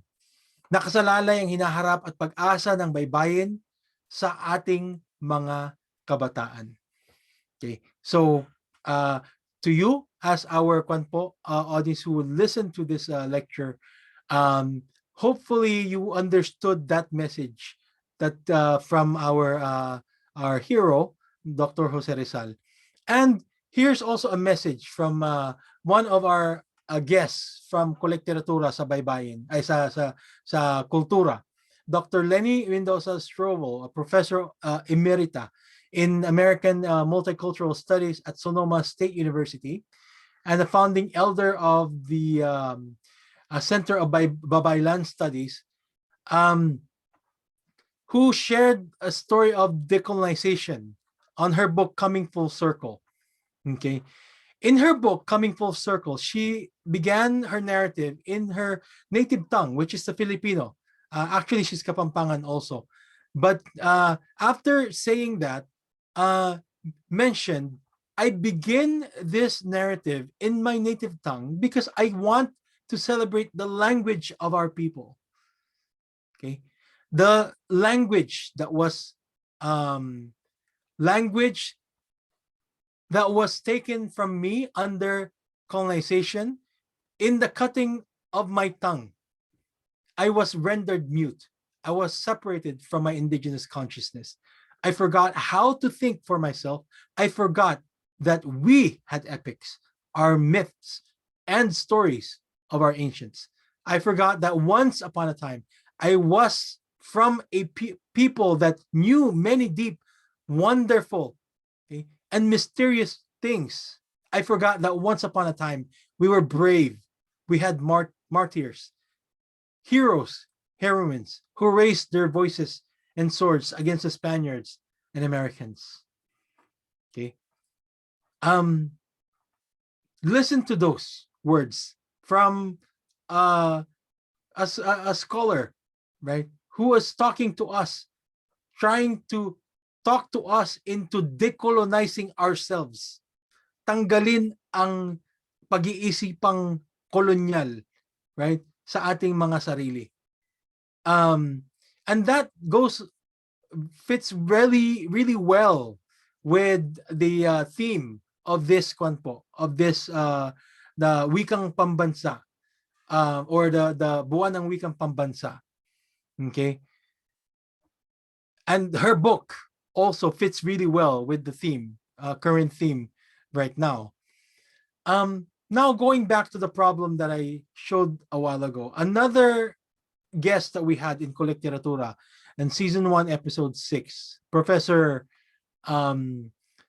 Melchor Francisco Quichon, who is a librarian and by day and a poet by night, a graduate of UP Visayas and UP Diliman for his Master in Library Science and Master in Management Studies or degrees.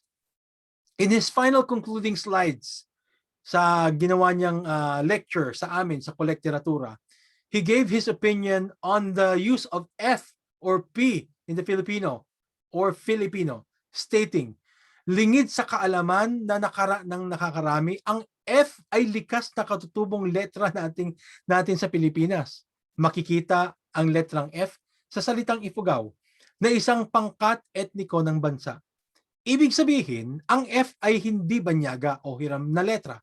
Hindi rin maaaring paghiwalayin ang tao sa wika at sabihing Pilipino para sa tao at Filipino naman para sa wika, sapagkat ang wika, and pay attention to this one, ang wika at tao ay parehong bumubuo sa iisang kultura. Okay? We hope that you understand that message. So that ends our lecture po. Here are the bibliography that I used for this lecture and some additional bibliographies. Okay, and this one right here, even my thesis is already included here. It's part of the bibliography. Okay, and I was gonna do a Sulawikain for our own workshop, pero I don't think I have enough time anymore, Kuyang Jay. And then yeah, just this is usually with our workshop we introduce to them the different writing systems daw sa Pilipinas. This is according to the Cuadro Paleográfico de las Islas Filipinas by Don Alejandro Paterno in 1890. I usually go back to this as a reference. This is a Hanuno'o script. Makikita natin kung gaano sila kaiba sa baybayin. This is a Surat Buhid Bangyan script. Okay, and this is the Tagbanwa script, Tagbanwa Ibalnan script. And this is also a Kurit Ilocano script that I am using for my for my book that I'm writing right now. I'm currently writing a book. One is a children's book and one is a book on language that I'm writing based on the 3 vowels and 17 consonants according to Ernesto Constantino. And this is, of course, the Baybayin writing system that we know. Okay. All right, so I am done. I will stop this. Any other questions? It's already 6 a.m. I need to be in Seattle by 7 a.m. and I don't know how far the drive will be. Pero yeah, I'll need to be there po, Kuyang Jay. Maybe we can answer some questions po. I will try to answer some questions. Okay, meron bang tanong iba?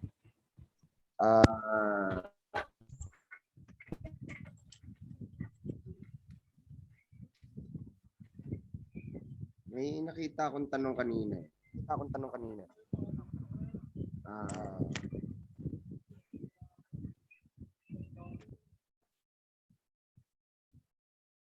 Okay. Ba't ito Bakit? You're welcome po. You're welcome. Those who are thank you. May tanong. Meron ako nabasa kanina na na tanong. Saan ba yung nasa chat box?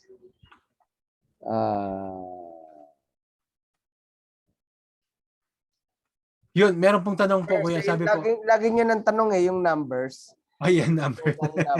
Yung baybayin. Kasi kuyang Jay, alam na niya. Kung Boy Scout ka nagatin ka kanina, pinaliwanag ko na yon. Pero sige. Sige, si Alan, kung may sagot siya, at dadagdagan ko na lang.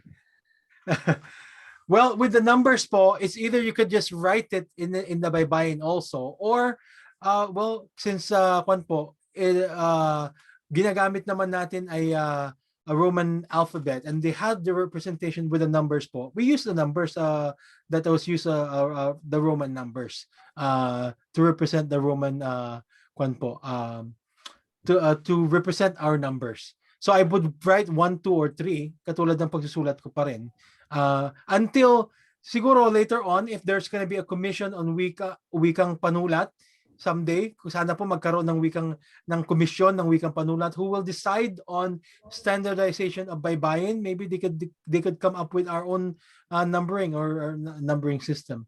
But as of now po, sabi ko nga hindi ko pangangahasan na gumawa ng sarili kong number system. I will use whatever is recognizable right now, which is the Roman numbers.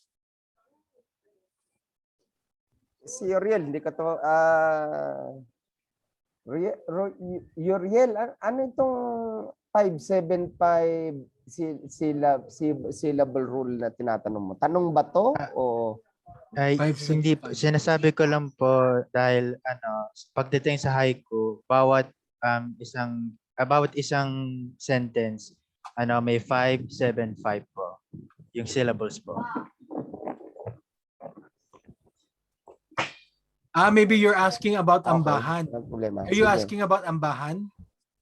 Hindi po. I'm pertaining to haiku po. Okay. Haiku pa rin tayo, hindi pa rin ambahan. But anyways, haiku has the characteristics. For example, it has a rhythmic poetic expression within a meter of 7 syllable lines. Okay, 7 syllables and 7 lines.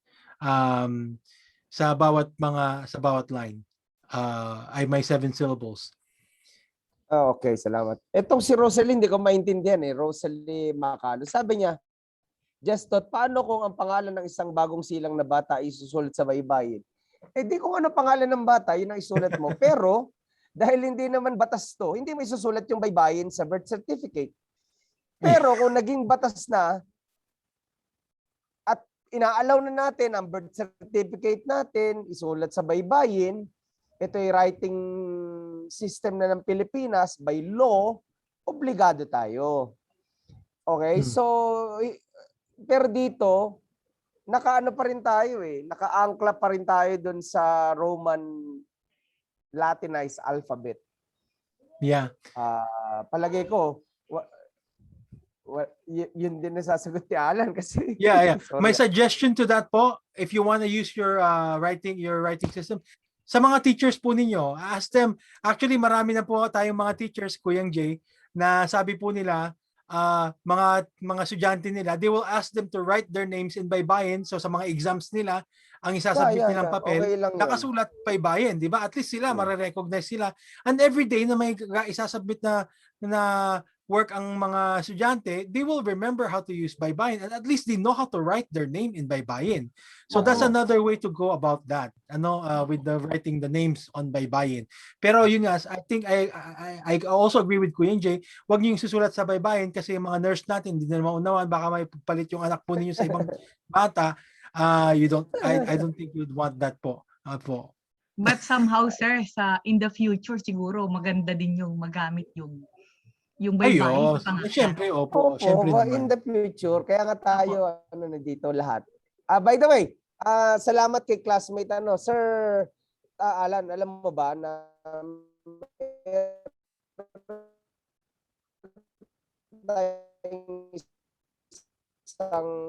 yung sister club ko sa Rotary,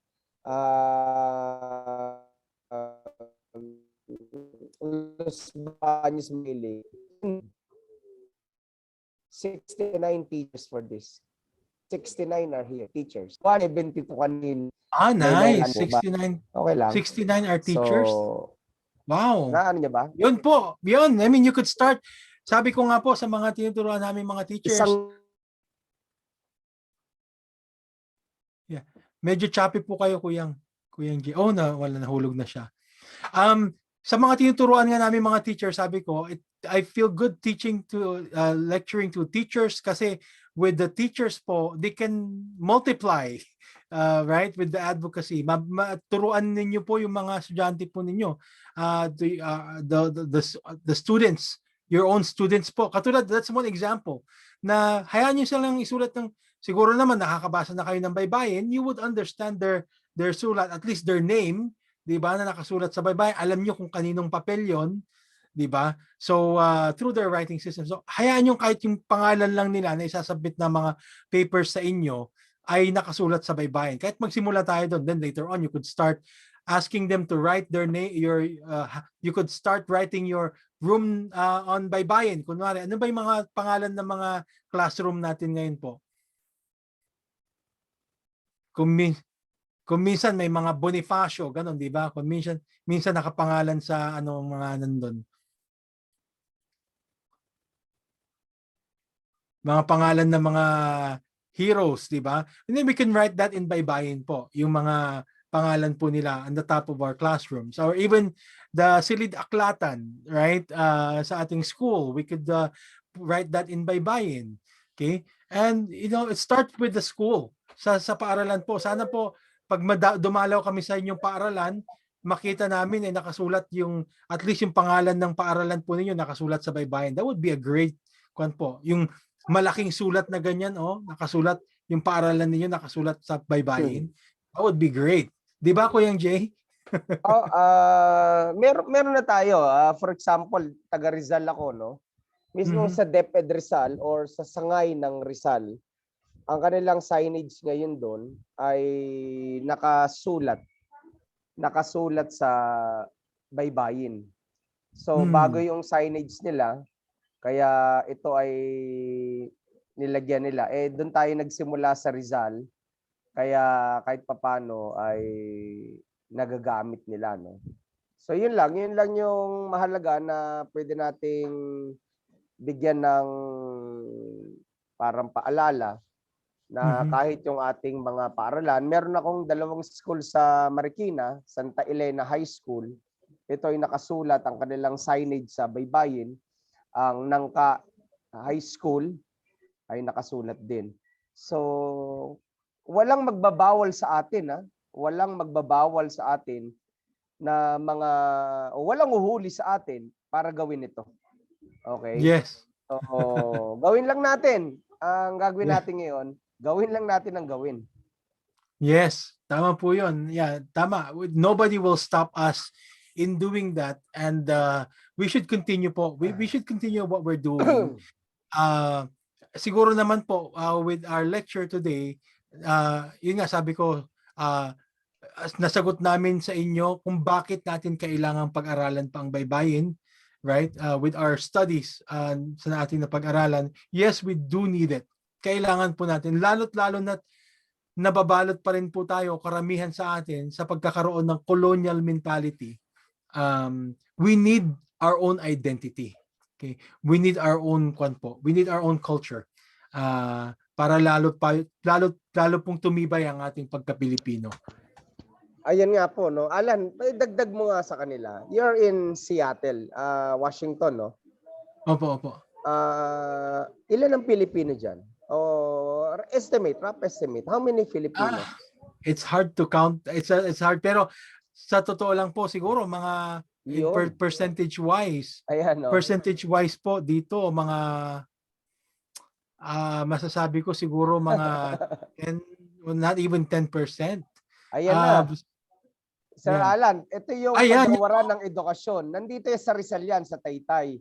Kasi Department of Education ng Division of Rizal, ito yung bago nilang signage. And we started a Baybayin Festival in Rizal Province. Kagawaran ng edukasyon. Pati yung logo, hindi siya DepEd or Department of Education. Tapos sangay ng Rizal. Kaya ako nagpapasalamat kahit hindi sila nagtanong sa akin regarding sa fonts. Okay lang. Ako masaya dahil ginawa nila on their own. And yung kaninang sinabi ko sa iyo na teacher isang sister club natin ng ng Los Baños Makiling. Sabi 89 pala yung teacher na in-invite nila kasi meron silang isang adapted school. Ang Rotary kasi may ganun eh. So doon natin sisimulan Sir Alan, no. Yung mga adapted school ng mga Rotary Club and Rotary District, sila yung ipa-priority natin na tulungan yung mga guro at mga mag-aaral. So yes, opo.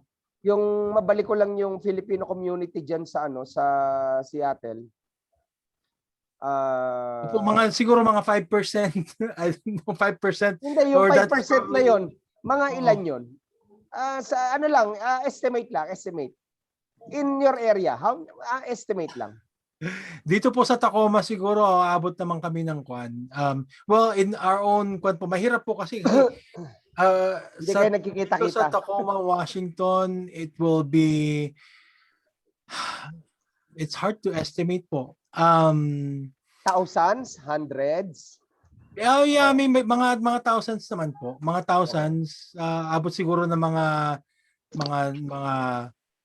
5,000 o mga 10,000. Marami yun. Marami yun. Yeah.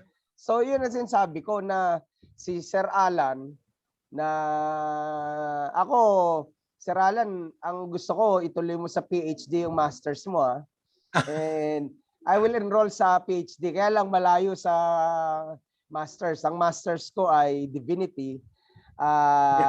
I'm pursuing by September my PhD. Ganon din sa divinity. But syempre may required yun na language. And I'll get the Hebrew.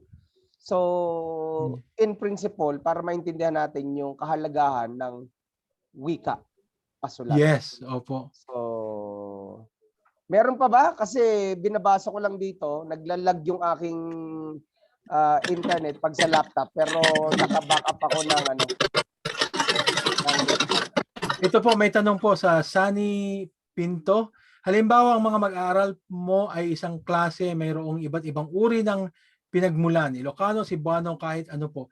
Paano o ano ang ituturong baybayin po? Kailangan po bang ituro ang baybaying pinagmulan?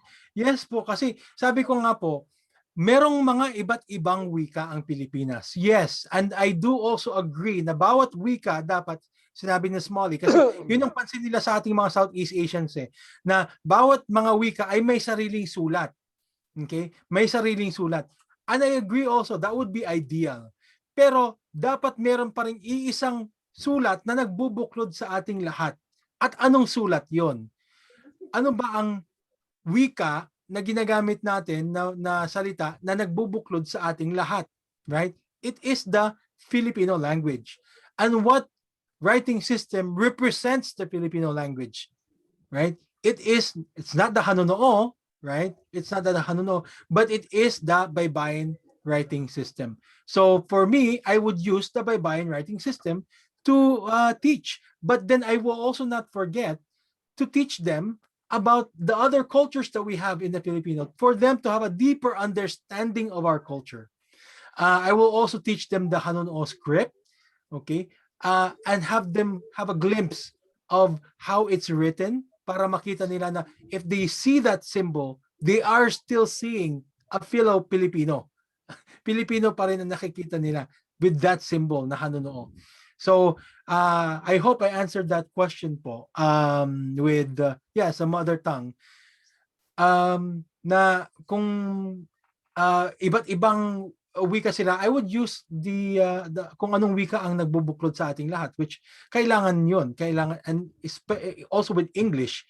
Sa atin right now, if we are, for example, meron akong Japanese sa harap ko, Filipino, at tapos meron akong nakikitang Mexicano, di ba? Would I speak in Mexican only? O di pa paano naman yung Filipino at saka yung Japanese? But if I know that they all understand English, which is English right now is a lingua franca all over the world. It's what's understood. So I would use English.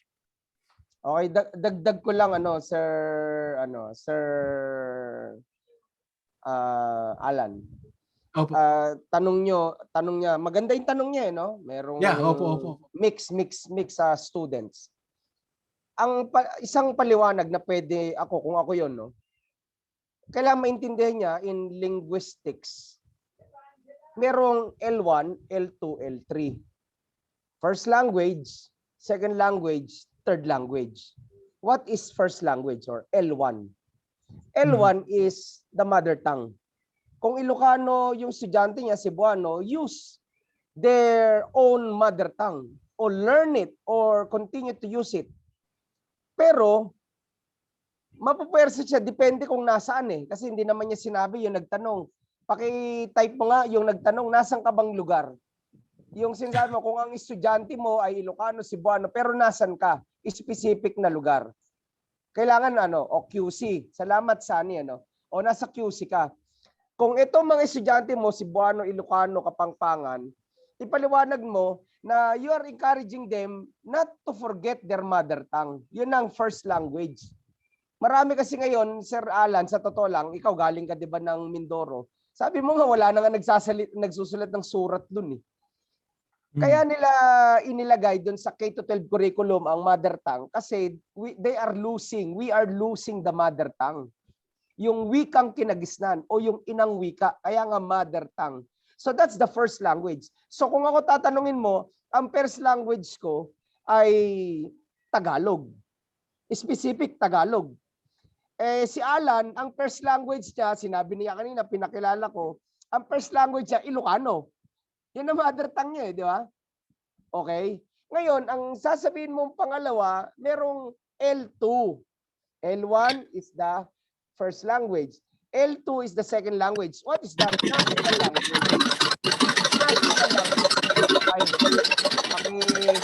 Pakimute po, sorry pakimute. Yung L2 is the national language. What is the national language? Filipino. Ngayon, ako, ang mother tongue ko, Tagalog. Okay? Galing ako Maynila Pero galing akong galing akong Marikina Pero ang aking second language, Filipino. Huwag niyo na lang sabihin na yung Filipino is based on Tagalog. Huwag na. Basta Tagalog ang aking mother tongue. Ang second language ko, Filipino. Si Alan, ang mother tongue niya, Ilocano. Ang second language niya is Filipino din. Ngayon, ano ang third language? Ano ang ikatlo? Yun ang other languages. Siyempre, automatic sa atin bilang Pilipino, English. If you want to study Korean, Chinese, Japanese, you can, or French, German, you can study it. Yan ang ina-allow ng DepEd. Yun yung language 3 o third language. L1, L2, L3. Sa spoken yon, sa wikang pasalita. Sa version ko ng writing, tatawagin ko siyang writing 1, writing 2, writing 3. W1, W2, W3. Parang L1, L2, L3 sa spoken. So ano ang aking writing 1? Baybayin, kasi Tagalog. Si Alan, ang writing 1 niya, kurditan. Tama? Yung mga taga-kapang, Kurit po, kurit is kurit. Kurit. That's my own kwan po, my own iba pa ba writing yung system. kurditan sa kurit? O it's the same? One and the Iba same? po, iba po, iba. Okay. Yan yung sa bani? Yan yung sa bani? Hindi po, it's a writing system that I use on my book that I'm introducing po. But in Pangasinan, what's the, Yes. di ba, merong Pangasinensi? Opo, So, meron pong Pangasinensi. Merong kuritan, pero yung sinasabi nilang kuritan, my own stance there is that pareho rin po yun ng baybayin eh. Correct. Kuritan. It's actually just the same. The language lang na ginamit, siyempre, Ilocano. Pero once you write it, it makes it confusing. It Correct, makes it confusing, Kuyang Jay, kasi kung gagamitin mo yung baybayin sa Ilocano language, hindi mo na, magiging confusing na siya. Ano ba talagang ginagamit dyan? Tagalog ba? O parang nagiging yung dilemma on Kalatagan Pat. Yung Kalatagan Pat kasi, ang problema po ng mga scholars noon, hindi nila alam kung anong lingwahe yung nakasulat po doon. Dahil nalilito na po sila, Cebuano ba yan? Or Tagalog ba yan? Or Pangasinensi ba yan? So doon po sila nalilito. That's the problem if we only use one script for all the languages in the Philippines. Kaya with me, I support the idea na every language should have its own writing system. Correct. Yeah. Ayan, salamat. Si Jonathan Enerba, ito, nasa Amerika ito. Sabi niya, since Filipinos are very religious and most gathers in churches even here in US, nasa US kasi ito si Jonathan, no? Shout out Jonathan, and globally, the Bible in Baybayin will be an encouraging medium to reach the Filipino worldwide for sure. We'll be proud of our culture. Alam mo, ayan, siyempre, hindi naman namin inaano dito ni Alan yung religious, di ba? Religion. We are not, baka matanggal lang kami ng lisensya sa Baybayin pag pinasok namin. We have our own, I respect Alan. Alan is very professional, respects me as a pastor. I believe Alan is a deacon ka na ba, Alan? O ano? Teacher po, teacher. Teacher. Pero syempre, we respect our faith. Pero sabi mo nga, that binds us kung gagawin natin ng Bible.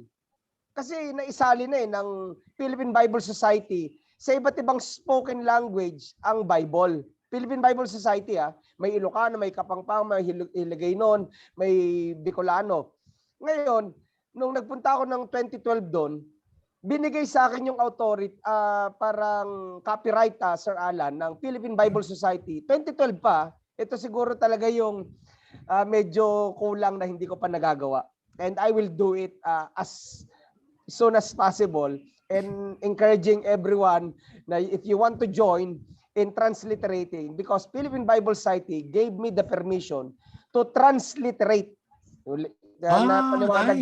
Napaliwanag ni Sir Alan, ang translation used for spoken, ang transliteration used for written. Yes. So, ang Biblia 2001 edition was given to me by permission of the Philippine Bible Society to transliterate in Baybayin. Nice. Specific.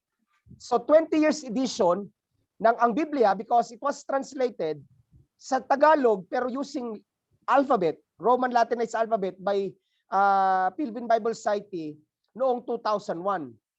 But 2012, they are giving me the permission. So 9 years ago na yon.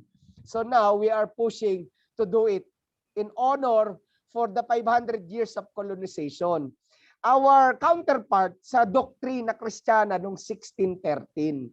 So if you want to join me, I have created, Sir Alan, a group chat for Baybayin Bible. And we are on a hurry. Parang magmamadali kami kasi September na eh. September, October, November, December. So dahil ang January is Bible month. But we are just transliterating the New Testament, ang bagong tipan. Tandaan natin, the Old Testament is written in Hebrew, original Hebrew. The New Testament was written in Greek. And even the Old Testament transliterated in Greek, ang tawag nila Septuagint. Septuagint. Pero hindi mo makikita, may makikita ka L tapos XX. Hindi double extra large, kundi L, di ba? XXL, double extra large, di ba? Double large, XXL. Pero dito makikita mo yung Septuagint is LXX.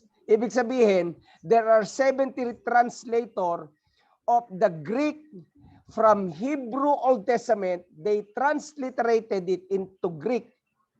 Kaya nagkaroon ng Greek Old Testament because of 70 transliterator. Yeah, Now, I'm translated from the original everybody. Hebrew. Yes, I'm encouraging everyone kung gusto nyong sumama sa aming group na magta-transliterate. So just PM me personal. So salamat Sir Alan ha. Alam ko magmamadali ka. I know. Any last parting words? Last and parting words. I just want to, yes po, thank you po, Kuya Jay. So, like what I ended, how I ended up my lecture po, with our confusion with the word Filipino at saka Pilipino, kung noon pa sana ay ginagamit na natin ang baybayin as our writing system, wala tayong problema po dyan eh. Allow me to share my screen. Because in baybayin, you write Filipino and Pilipino the same, which is like this. Sige, mag-host ganyan po ang naka-screenshot. Yeah. Sige. Do you see it po? Do you see the Yes. So, sa sulat, kung noon pa sana ginagamit natin ang writing system natin, wala pong problema eh.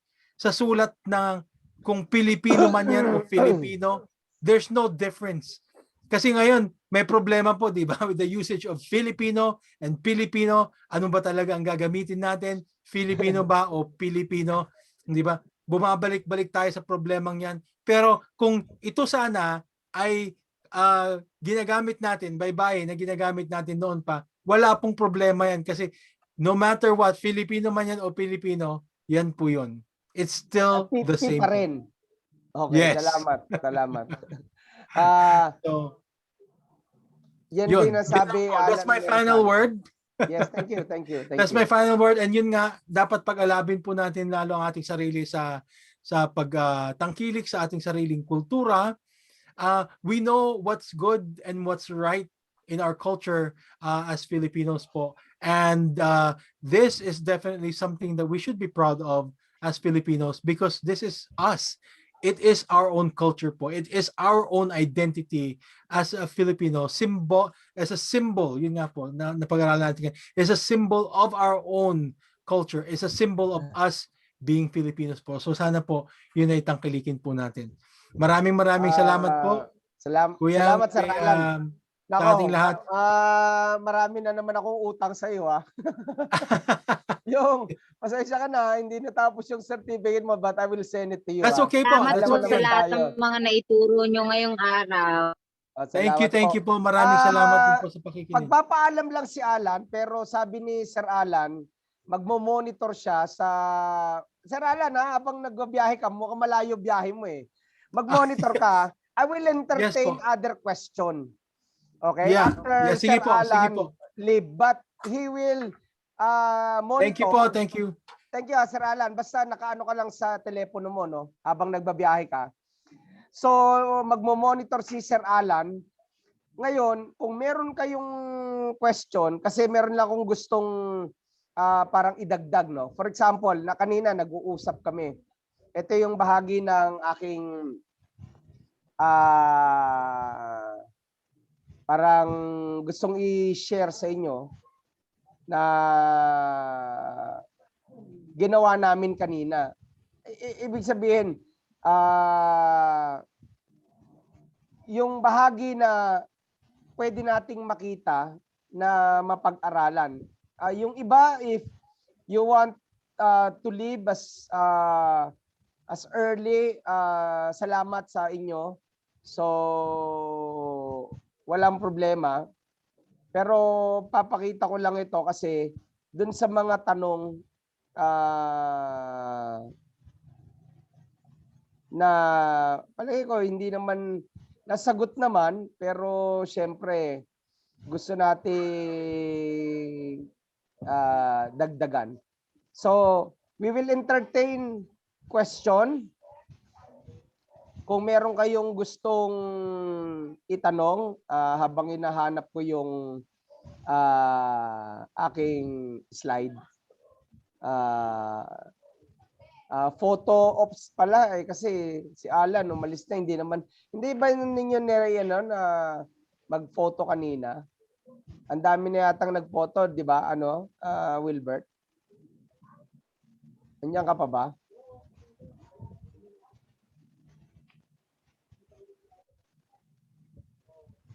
Hello, Sir Wilbert. Hello po. Narinig niyo po ako, sir? Yeah. Pero kanina, hindi ba tayo nag-photo? Sir, nag-take po ako ng pictures, kaya lang po hindi po lahat ay naka-on cam. Yun lang po mga naka-on cam ang nakunan po kanina ng Pero lahat naman po ay may pictures. Total pa tayo, 147. Kanina 100, so 13 pa lang yung ulit. Baka pwede kayong lang, meron naman picture si Sir Alan nung iba. Pero ang request nga namin, i-on nyo yung camera nyo for a picture taking. Okay? Sige, naka-on. Saglit lang. Kung ayaw nyo naman, wala tayong magagawa. Kung ayaw ninyo. Pero kung ma-on nyo, kasi part of our documents and at the same time, part of our attendance na rin. No? One time lang naman to eh. Ilang slide ba to? 147. Ilang slide? Kung tagto 20. Ay, Jonathan. Kala ko si General Bato ka eh. Sorry may meeting pa. Announcement. Yung gusto na sumama sa aming Baybayin Bible team ay pwede kayong maiwan. Kasi we will discuss something na mabilis. Kasi I have 4 months. Onti na lang. Mamaya papaliwanag ko. But I have, kailangan nating tapusin ito. Sige, sir. Especially my classmates sa Rotary. Makikita natin mamaya, Sir Bong. Sige, bilang ka, magbibilang si Sir, si Sir Wilbert para sa ating group picture. Paki-on yung camera kasi parang ilang slide tayo. 6 na panel. So, hold your smile. Your best smile. Okay, ready po. 1, 2, 3. First group pa lang po ito. 6 groups po tayo. Saglit lang po. Tagal mo naman magbilang. 1, 2 na lang. Hindi sir, ano na lang po, ready na lang po nila kasi hindi po alam kung saan part sila mapapasama. Yes. Sige, Okay, basta third group ngiti po. lang kayo, ngiti lang ng ngiti. Ngiti lang po ng 1 minute. Fourth group.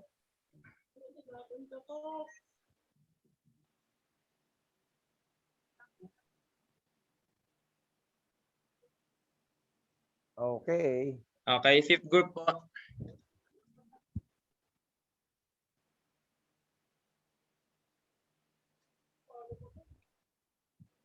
Okay na po. Okay. Ayun. Wag muna kayo alis. Nako, si Dr. Aleli, Professor Aleli, na-miss namin kayo. Baka naman pwede nyo kaming bigyan ng ng imbitasyon para next Saturday. kayo speaker next Saturday, Prof. Aleli, maawa na kayo sa amin. Magpakita lang kayo ng kaunti para si Prof. Aleli, our speaker next Saturday, and she will invite you. Mabilisan lang, Prof. Aleli, please. Okay po, kasi yung mga nakaraan pong mga tagapagsalita ay ibinigay na po sa atin yung kasaysayan, yung what, when, where, why, lalo na yung ngayon, why do we need to study baybayin? Ang ibabahagi po sa inyo sa susunod na Sabado ay kung paano po ako natuto ng baybayin, maniwala man kayo o hindi, ay sa pamamagitan po ng aking field of expertise, which is mathematics. So naging daluyan ng kamalayan para sa akin yung matematika. Gusto kong isipin na hindi kayo takot sa math. Hindi ako magle-lecture tungkol sa math. Ipapakita ko sa inyo kung bakit naging daluyan ng kamalayan yung sipnayan o yung sanayan ng isip. At kung papaano bilang guro ng matematika, paano ko ipinapalaganap sa aking sariling sphere of influence ang paggamit ng baybayin sa iba't ibang larangan, sa street signs, sa mga art installations, syempre yung pagsusulat. So na-involved po kasi ako sa mga bata, nag-volunteer ako sa Pahinuwod para i-try out ko lang kung kayang ituro yon sa mga bata in far-flung places, yung mga fourth class municipalities. Tapos mga high school students, mga university students, at mga graduate students, mga foreigners. So yun po yung ipapakita ko sa inyo para magkaroon kayo ng ideya kung paano nyo maipapalaganap ang baybayin sa inyong sariling konteksto. Okay? So I'm sure na marami na kayong mga initiatives na ginagawa, pero yung sa akin lang kasi ang kaibahan niya ay through the lens of math ko siya natutunan. Ang bilis, 5 minutes ko lang nakita yung pattern. So yun po yung ibabahagi ko, yung sipnayan bilang daluyan ng kamalayan para sa baybayin at ang baybayin bilang daluyan ng kamalayan para sa pagka-Pilipino. Kanina may nagtanong tungkol sa number systems. Meron po na natagpuan namin ni Dr. Bonnie Comandante doon sa panulat ni Guillermo Tolentino. Papakita ko po sa inyo kung ano yung mga numerals na ginamit sa baybayin at mukhang base 10 siya. Base 10 din yung system niya. Hindi ito masyadong popular pero may documented kasi siya nandun sa UP Library na dinala pa nga ako ni Dr. Comandante doon para makita ko mismo. At nakasalamuha ko din yung anak ni Guillermo Tolentino. Kaya yun lang po. Very personal po yung akin. Hindi ako linguist. Hindi ako linguist, pero papakita ko din po sa inyo kung bakit ang language ng baybayin at ang language ng math ay pareho lang po kung paano matuto at paano ka maging bihasa. So it's a language. Ang language kasi, lahat ng languages may rules kung paano mo matutunan. So language man yan ng dance, language man yan ng baybayin, language man yan ng matematika, language man yan ng mga Ilocano kung saan po ako nagsimula. Pareho lang po yung principles. Pareho lang po yung principles. Nag-sit-in din ako sa mga French classes, sa mga Spanish classes. Pareho lang po yung principles. Pareho yung logic of learning any of the languages. Music man yan, ang musika is also a language. Dance is also a language. Yes, It's really making the invisible visible. So sana po, nagpapasalamat ako dun sa mga guro na nandito kanina at sana ay bilang guro, ma-multiply nyo talaga. Napaka-powerful po yung multiplication process. O dun palang math na yun. Yung multiplication process ng pagtuturo ng baybayin. At napakagandang umpisahan nga po yun sa mga paaralan. At natutuwa po ako, nagpapasalamat ako sa Rotary, lalo na yung Rotary Club Makiling as early as 2010 or even earlier. Anong date yung ating Rotary magazine? 2014 po, ipapakita ko po sa inyo. Yes. Kung meron ka pang copy, baka may extra ka pa. Nasa office po ako, kasi yung copy ko, work from home po kasi ako ngayon. Okay lang, no problem. So, pero nakita ko na po yung date, very clear, it's 20. Ipapakita ko na lang po sa inyo sa Sabado. Yes. At pati yon, isang himala din paano nag-land as a cover story yon.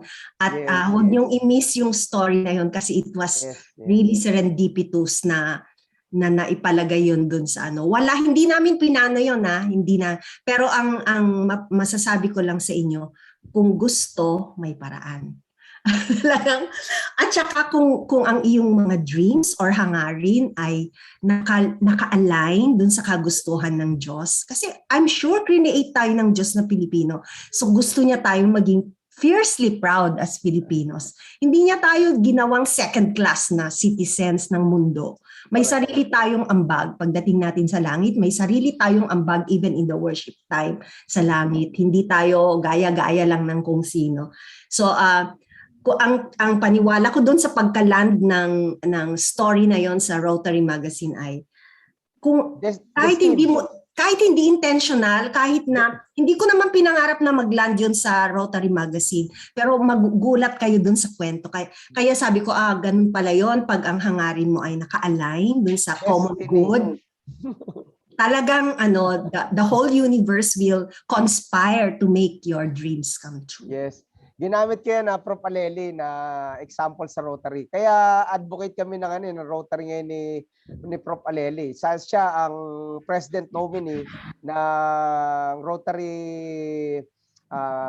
Los Baños Makiling. Ako naman ngayon as life-changing president ng Rotary Alabang Corporate Center.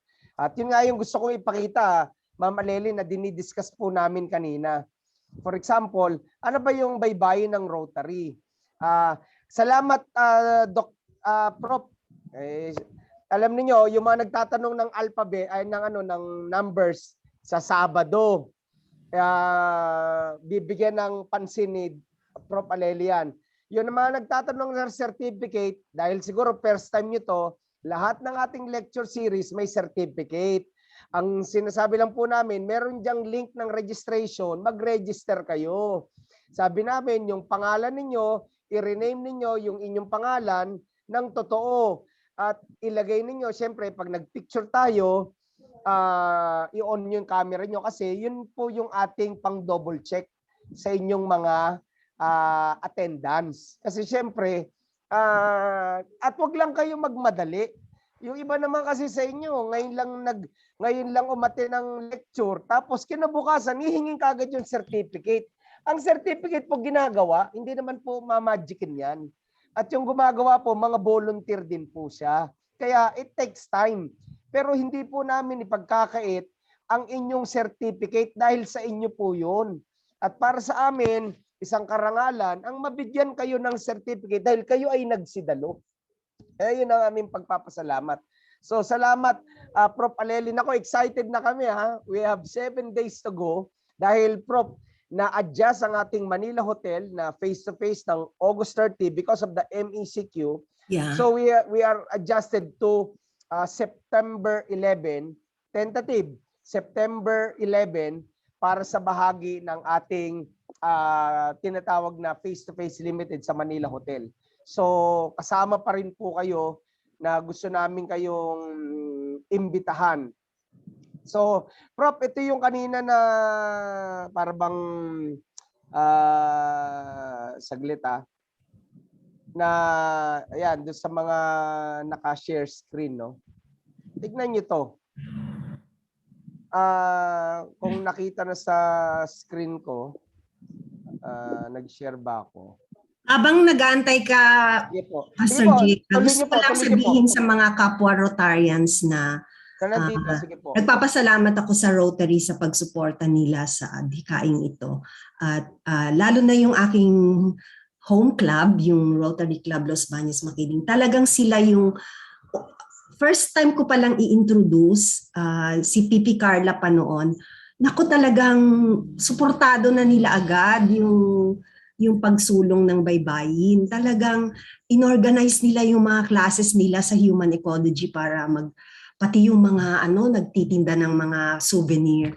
Sari-saring audience na po nila ako inimbita. Yung Rotary Club Los Baños Makiling, napaka-aggressive po talaga sa pagsulong ng baybayin. Kaya nakita nyo naman, nandito si ang aming President Bong, yung past presidents namin, nandito lahat sila. So natutuwa ako na may iba pang sister clubs na nagsumuporta dito sa gawaing ito at sana po ay ma-realize natin yung dream na pagdating ng International Conference ng Rotary dito sa Maynila, ay may sarili na tayong panulat na nakalagay doon sa as signages doon sa pag-welcome pa lang ng ating mga international delegates. Nakalagay na yung mabuhay in baybayin. Kasi sila may sarili sila. Tapos tayo ang host, tayo ang mawawalan ng sariling signage. Okay. Salamat po, Prof. I-share ko lang yung screen ko, Prof. Tignan nyo, kanina kasi nasa tayo, public image eh. So nandito pa naman iba, ayaw pa umalis eh. Public image. Sasabi ko kanina, Prof, tama yung sinasabi nyo eh. Paano ba iro-rotary? Paano ba ibabaybayin ang rotary? Sige, inaano ko lang yung screen ko, no? Kasi di ba ang unang principle ay kailangan nakatagalog? Kung hindi naman, like if it is an international setting, why don't we just retain it as Rotary? And then doon sa ilalim niyan, di pwedeng ilagay na yung distinction niya sa Philippines, ganun. Kasi mahirap naman na baguhin natin yung na itagalog natin yung sa akin lang to sa akin lang paningin kasi Okay po, Rotary kilala siya internationally as Rotary. Kung naging problema din namin yan nung gumagawa kami ng t-shirt kasi yung mga nilagay nila dun sa t-shirt namin, Rotariano ako. Parang ganun kasi bago namin ma-translate sa baybayin. Yung Rotarian ako, nilagay na lang nila na Rotariano ako. Ganun. Pero ako kasi, yung symbol kasi ng Rotary, like that wheel symbol, kahit wala kang ilagay na Rotary, kilala na yan eh. So ang tingin ko, may maraming paraan na ilagay mo yung baybayin na hindi mo kailangan i-transliterate yung Rotary. Kasi kunyari yung function, no, the word function, when I attend international conferences, let's say in China, they don't change it. They just pronounce it as function. So, yeah. Tapos isusulat nila yung function as function in their script. So, ang tingin ko para hindi naman masyadong invasive kumbaga sa operasyon, hindi naman masyadong invasive kasi baka mag-resist yung iba dahil babaguhin mo yung word na Rotary. Kilala na siya na kunyari, yung mga estudyante ko po na hindi Pilipino ang kanilang mga pangalan like Stephanie or whatever. Sabi ko sa kanila, hindi nyo naman kailangan baguhin yung pangalan nyo. Di mag-adapt na lang kayo ng sarili ng gusto nyong translatable in baybayin na pangalan. Kunyari, Mayumi. Kung gusto mo ng Mayumi, ang pangalan mo ay Michelle. Ganyan. O di ganun. Ay nako, pati yung baybaying four-way test na yan, nakakatuwa kung paano ko din na-discover yan. Kasi ikukwento ko na lang sa Sabado medyo. Yes, ma'am. Prof, ito lang. Kasi doon sa, nagkakaroon tayo ng public image, di ba? Naka-default na kasi to. Rotary, pero you want the name of the club. The Rotary and the wheel is part of one as a logo, one logo. So, hindi mo babaguhin yan. Pero yung club ng logo, ng club ng Rotary, yun ang binabago. Ang problema, ito po ay Chinese. Kaya yung Rotary Club sa China, naka-Chinese. Ngayon, yung Rotary sa Korea, naka-Hangul. Pero the same Rotary sa public image. Ngayon, kami sa Rotary Corporate Center, nakalagay Alabang.